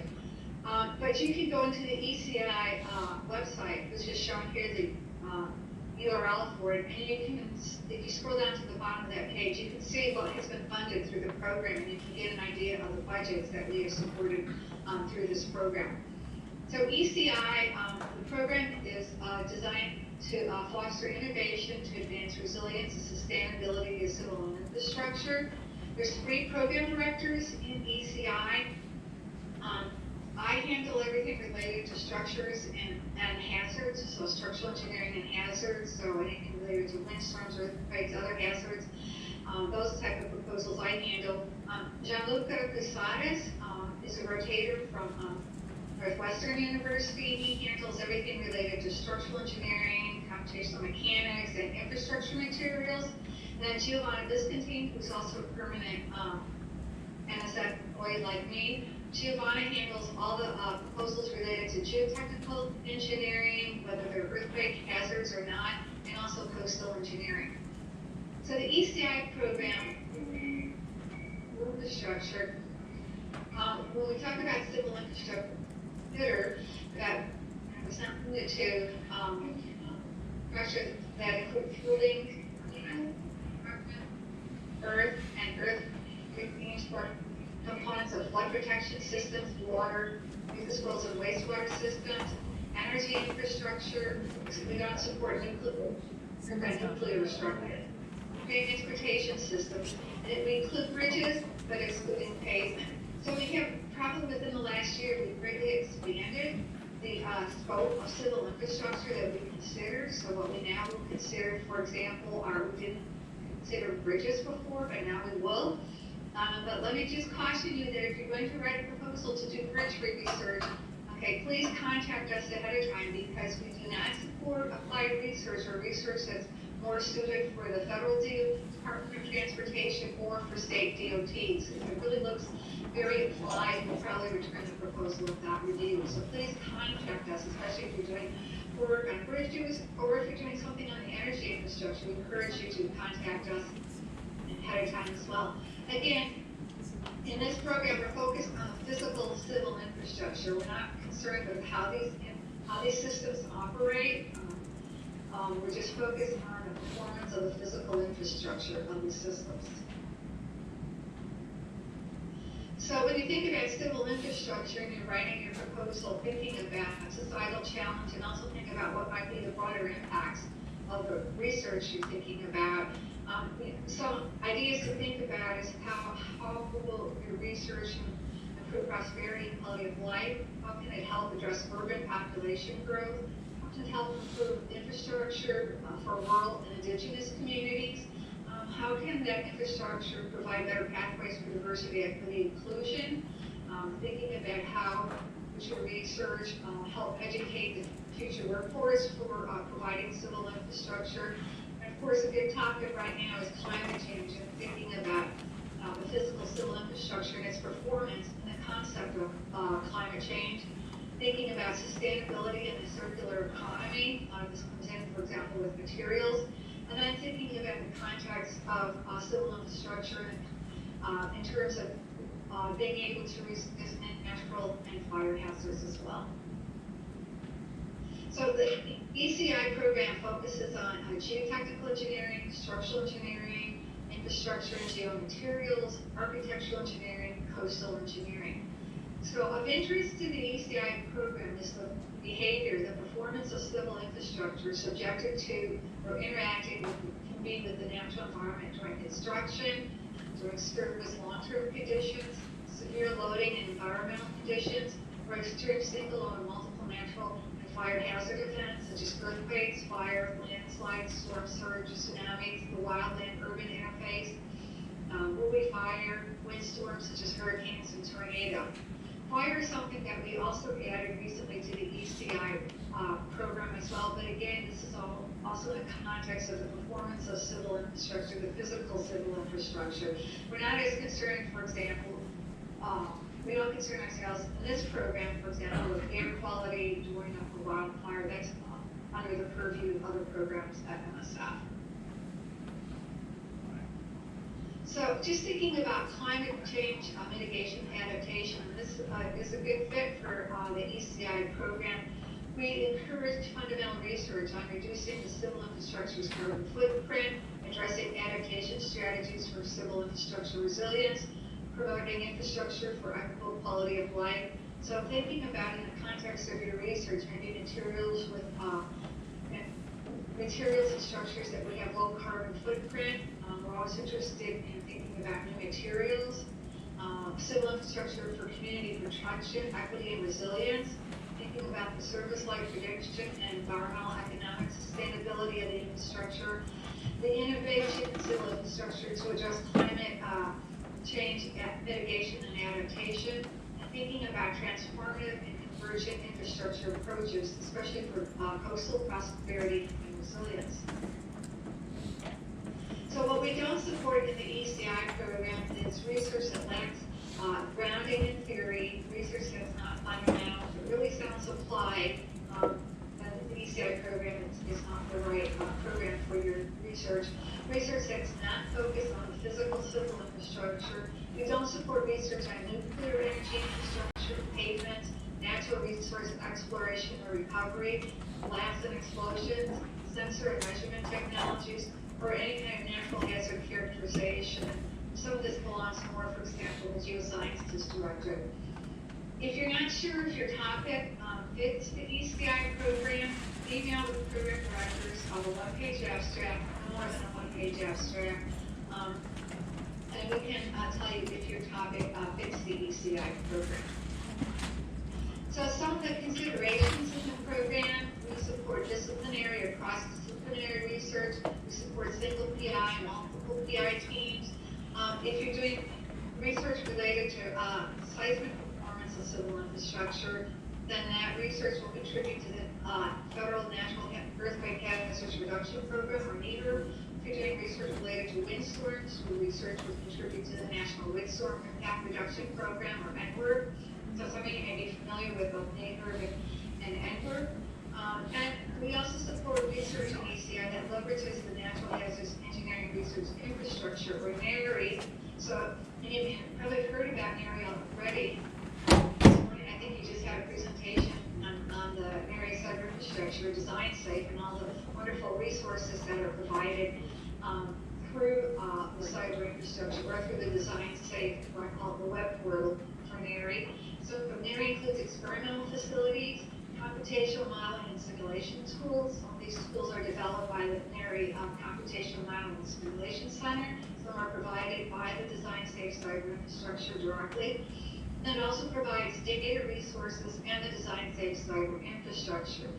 Let me just emphasize that if you are conducting research using any NHERI facility or any other type of facility, or anything related to hazards, earthquake, windstorms, fire, we encourage you, in fact, we will require if you receive an NSF award, to archive your data on the Design Safe Data Depot. We heard about the Data Depot crowd in the last presentation. So when you're writing your data management plan for your proposals, please reference Design Safe if you're using any of the NHERI facilities.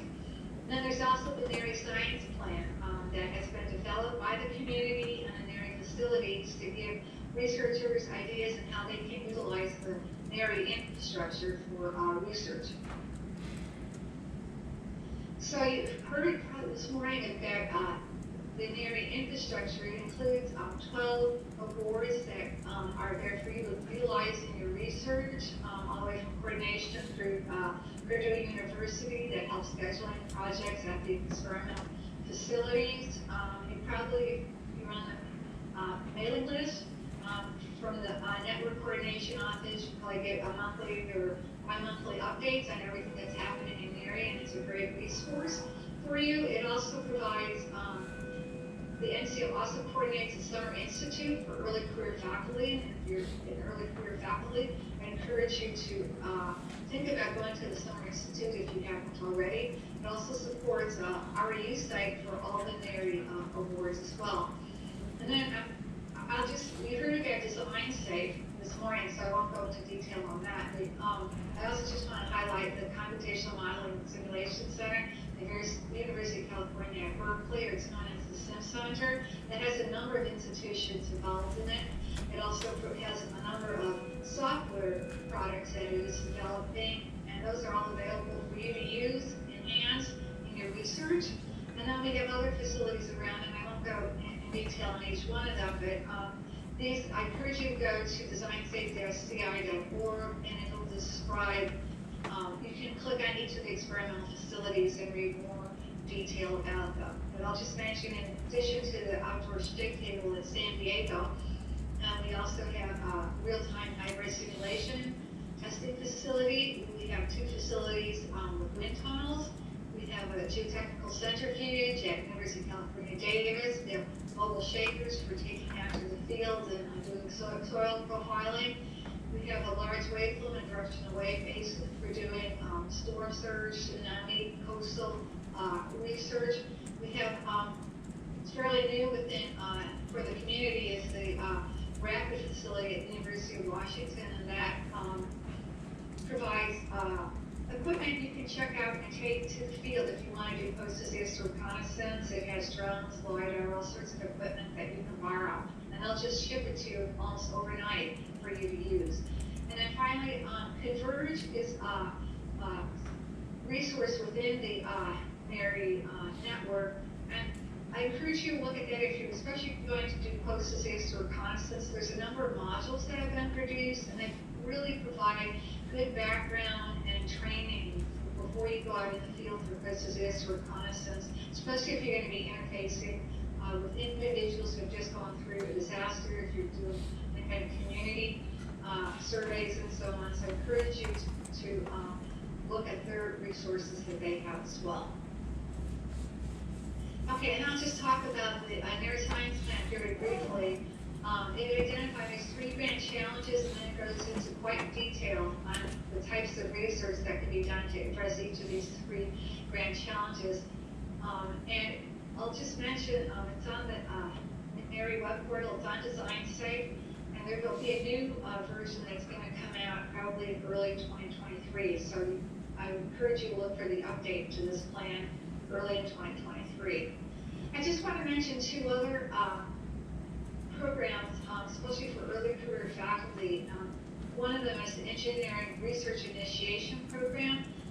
The solicitation number is NSF 22-595, and I'll also mention the career program.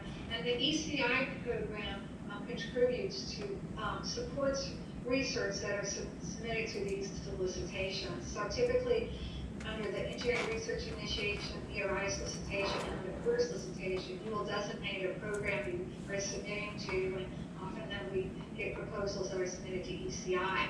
Engineering Research Initiation is for faculty who have never had a federal award or at a non-R1 institution, provides support for 2 years and up to $200,000 over those 2 years.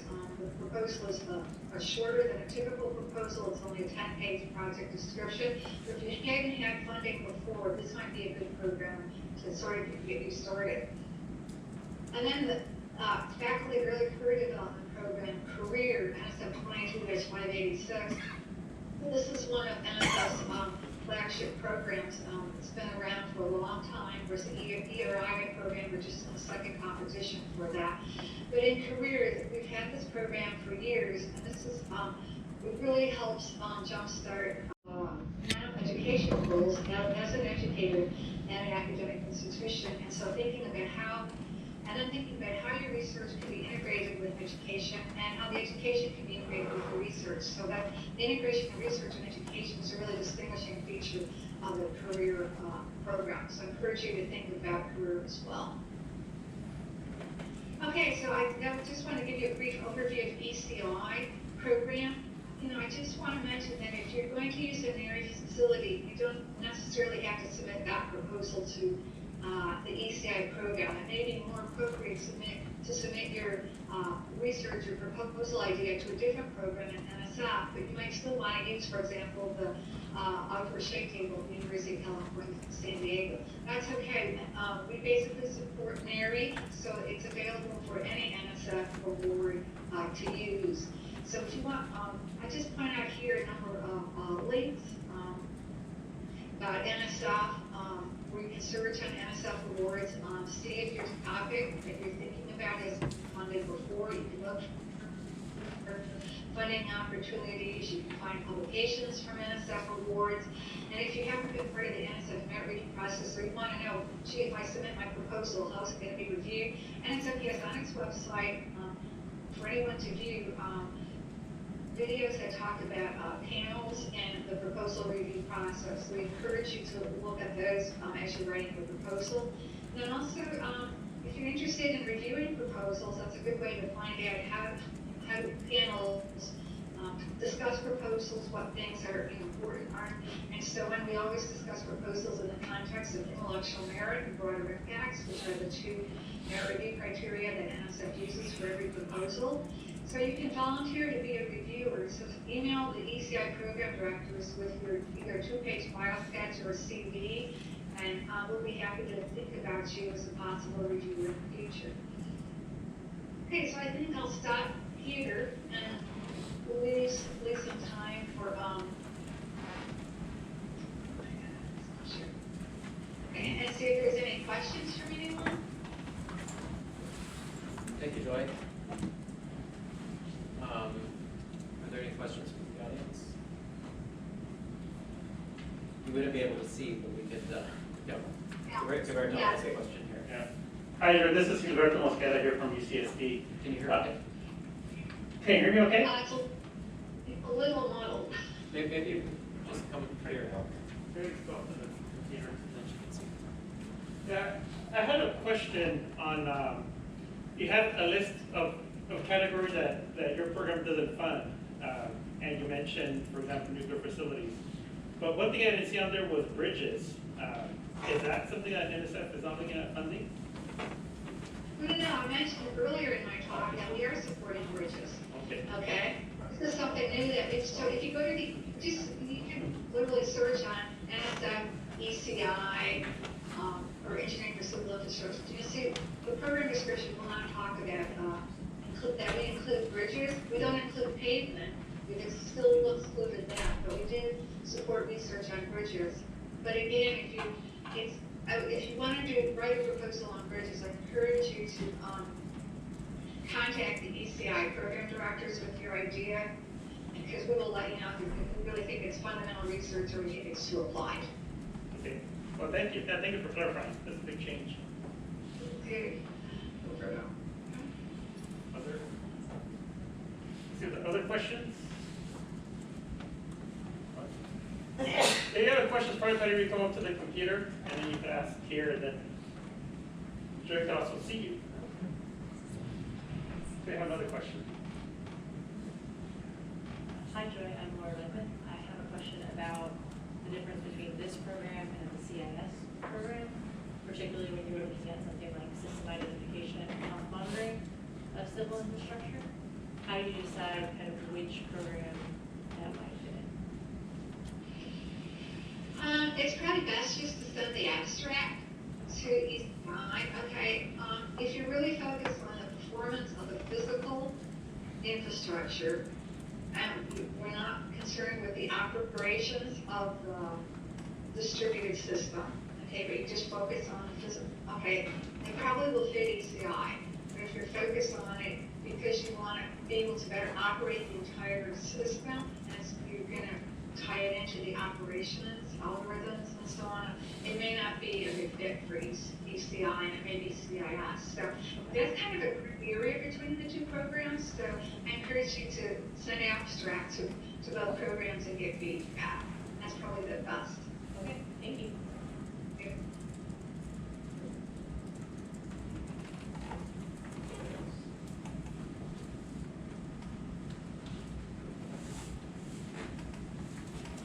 One more question here.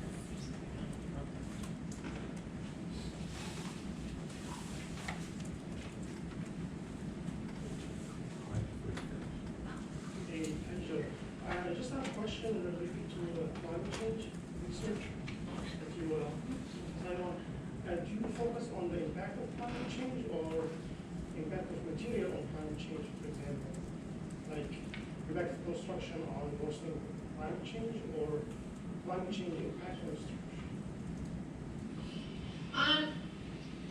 Probably both. I mean, you can look at what is the impact of climate. Yeah, so I would just say both and stuff. But again, since it's an abstract, okay, to make sure that it's really focused on the civil infrastructure, either thinking about new infrastructure or new materials, or existing materials. How can you reduce the carbon footprint, or whatever. Thank you. Thank you.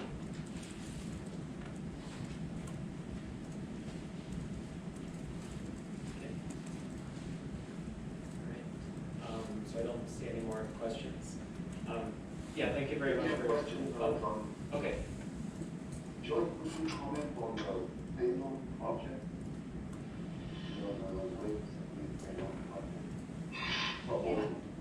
Yeah, so, okay, so you see a project, let's say, has been funded, and you're thinking, well, and they're maybe building a significant specimen, or they're doing testing in a location you'd like to be at, okay, and do some additional testing. So sometimes they're called payload or piggyback type projects. So you, for example, want to use the specimen, or it's already going to be somewhere, so you want to kind of piggyback on that opportunity and so on. So The way we're supporting these types of projects is to just submit an unsolicited proposal with more than sufficient time for us to review. We typically need up to 6 months to review a proposal. So we're not supporting payload projects as rapid proposals and so on, because typically most of these projects are known well ahead of time.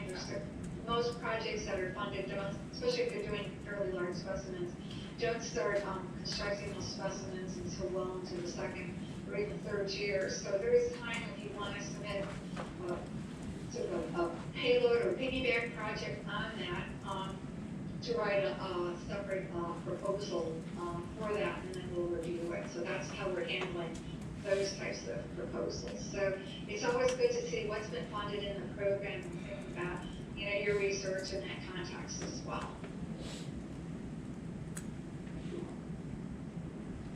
Right. So Joy, I know you need to go to another meeting, but we'd like to thank you very much for joining us today. And I can't see you all, but it's still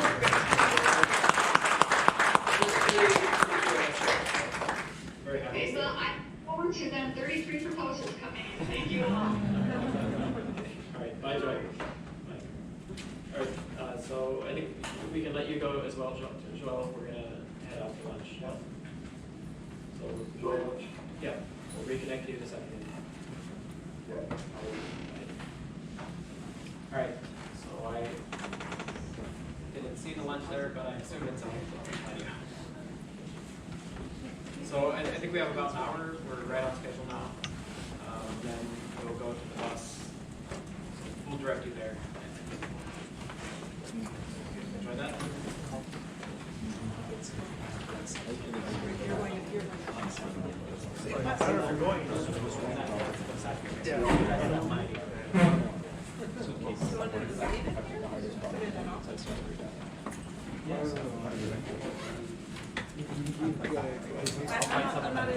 I'm not in the effort session, but I'm here for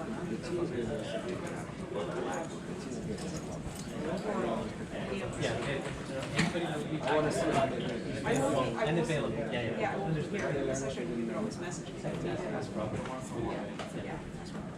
Even if he's locking the store. You might be lucky. Right. Where are you headed?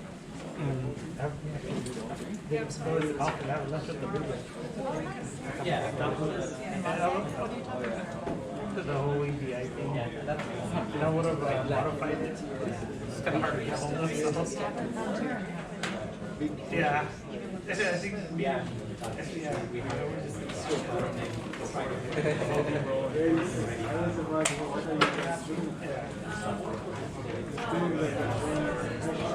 Then I realized the workshop was the same.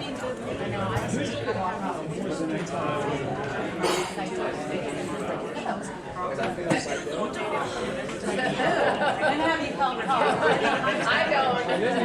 Below it. And getting less below, more below it. Yes. I think the kids are yeah, right. The kids are right fast.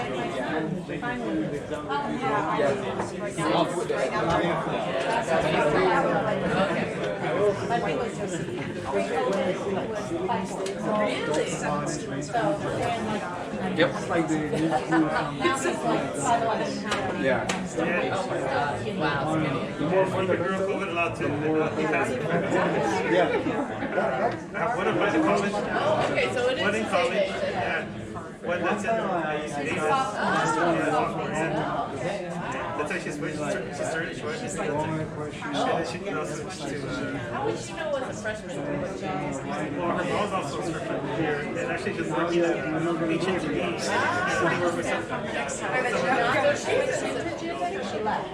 No, yeah, she switched to mechanical engineering now. Oh, mechanical. Yeah. My son's civil and he's still staying there. So it's only one semester. It's kind of my kids want to be there. That's okay. They had to just find this topic. I don't want that. I never want to. Yes, but yeah. I think it was a mechanical engineering too. That's how they found out his sister switched to mechanical engineering. I don't want to do that. Yeah, but he did a UC at Cal State. I want to go far, far away. Well, I told him I will pay, not pay more than UC tuition. Believe it or not, like that's in Hawaii, it's cheaper to go. Really? Out of state? Yeah, because it's part of the. Oh, yeah. Yeah, by the Hawaii, but Yeah, don't mention. It's a nice vacation spot for you to go to. Great vacation. Yeah. He's a Manoa? Yeah. Have you visited? Well, Did you go drop him off then vacation? So we went to Hawaii as a family before, and then the girls had to start school, so we sent them on the plane home and start school, start your senior year, and then we moved back into the Oh, that's actually great, because you got to spend a lot of time with that. Yeah, but he had his orientation at that time. Well, then you got to spend time with Eric. One day we did. We drove around and I was like, we're just quiet. We're just looking around and we drive around the whole island. And I'm like, this is like very, very. Yeah, exactly. Like we have to figure out what are the. You're gonna have all three in college. All three in college. me too. Yeah, me too. I just don't know what to do financially. I'm gonna sell the house. Yeah, just don't know what to do. I'm ready to switch over with the scholarship. Yeah. We set some money aside. Right? 1 year. And then I can read Good to see you. Yeah, you still got another. I was just up at Oregon State, but it was a whirlwind the last weekend. Okay.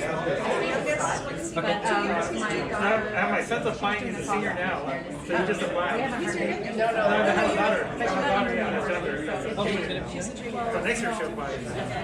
Okay. I'm hoping that our daughter is, we have an 11-year-old. Yeah, so you have enough to spread I'm there. hoping that she's out. She's in grad school. She's getting the money on her own. She's working forever. Yeah.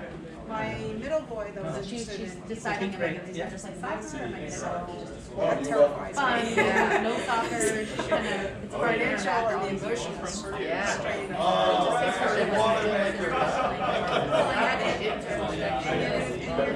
Yeah, but they're gonna make you $1 If I'm alive to get that paid back. I mean, actually, my time she's went to my one close friend daughter is in grad school. Freshman. Yeah. Doing history. I mean, it shouldn't be necessarily on the parents. They like it. I mean, not medical stuff, but until you really make that Scott was pay off. telling me, my son applied I think last year most, and got in, most, and I went on most a young, trip with him last year. folks look and at he that ended as up an in option Hawaii. though, when he's thinking about his biology or chemistry, Yeah. or kinesiology or Right. something. Yeah, yeah, yeah, yeah. Yeah, Scott was and like, then, okay, do you I know, really have a wanna job go that right far? here. You know, Yeah. so, I didn't even know 5% tuition or something That's- ridiculous, that's you what know, it's so. about. Yeah, so But, you only these have to kids be like 2 first years place ago, in like, I'm gonna be a lawyer, mom, I Yeah, fight it's with you good. all the time. Yeah, right. Still in flux. Yeah, It's- so it won't that's change until the a lot of the final year, play. it's like that. But My my daughter brother went to knows art, even and then in the end, she's like, I'll she play wants to go to engineering. Michigan or You're older, something. you're older. Oh, she That's wants to now, go like art. Yeah, she's applying. So she switched That's from what she engineering to art? or- No, she also always talked about wanting to do art. And but when she applied, They get back. Oh, yeah, that's right. You said yeah, you're until she applied, it's yeah, the more oldest one, mechanical, right, yeah, until she It was a long applied, she shot like, anyway. always said, I don't want to do engineering, I don't want to do engineering. Oh, so your son is Stand out. Yeah, he's applying now. And then what As a about walk-on, your youngest? why not? She Oh, Just does, got yeah, in, she take talks her on about the team and engineering. let her I prove guess I'm She's after. in, she's a, what grade is she? We'll see. 11. You know, train with them. She's also nice to UC Center. But wait, your oldest Division III school. No, she's She has to get in. she's been She gets done in, like 3 then years, but she switched to civil, but she switched to or mechanical. Michigan. Oh, She's yes, you like, told me that story. she's not just want to play soccer. She's trying to decide. Soccer's You got the rest of Yeah, she thinks that she's being. Like Lily was saying, like, Okay. the whole idea. So we'll of, like, see. placing Yeah, good luck. us, Thank you. like, yes, maybe you took AP, and maybe you could Yes, place you out. visited No, campus. We had a tour. because there's so many. She liked it. Some of the schools that are oldest is. We found a good Thai restaurant. They're required for genetic calc and other things anyways. And I heard that the students. Hey, how's it going? Good to see you. Let's catch up. Okay. Okay, lunch? Yeah. But you, yeah, you wanted. Yeah. I'm gonna go be, do a video for me. Talk about EDI stuff. That schedule it before Friday. Yeah, no, I know. Or actually, you know what? Hi, good to see you. Because I was in the hackathon. Yeah. No, I do. I was like, I saw your picture. Yeah, Now I know this. And then when you introduced yourself, I was like, oh, hi, thank you. Things are still going well there? Yes, everything good so far so good. So you're here also tomorrow? Yes. Yes, great. Yeah.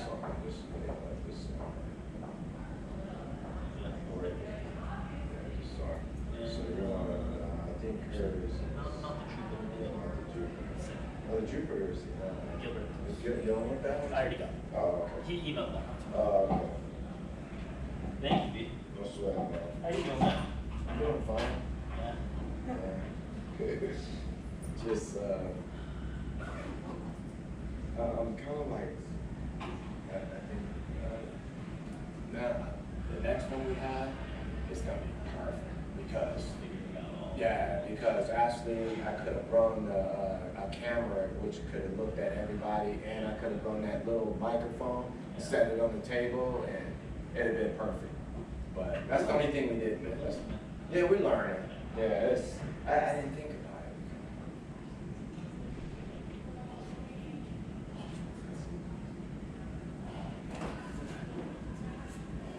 You gotta stay right there. Oh, that's what I said. Can you go back with me? Yeah, that's good.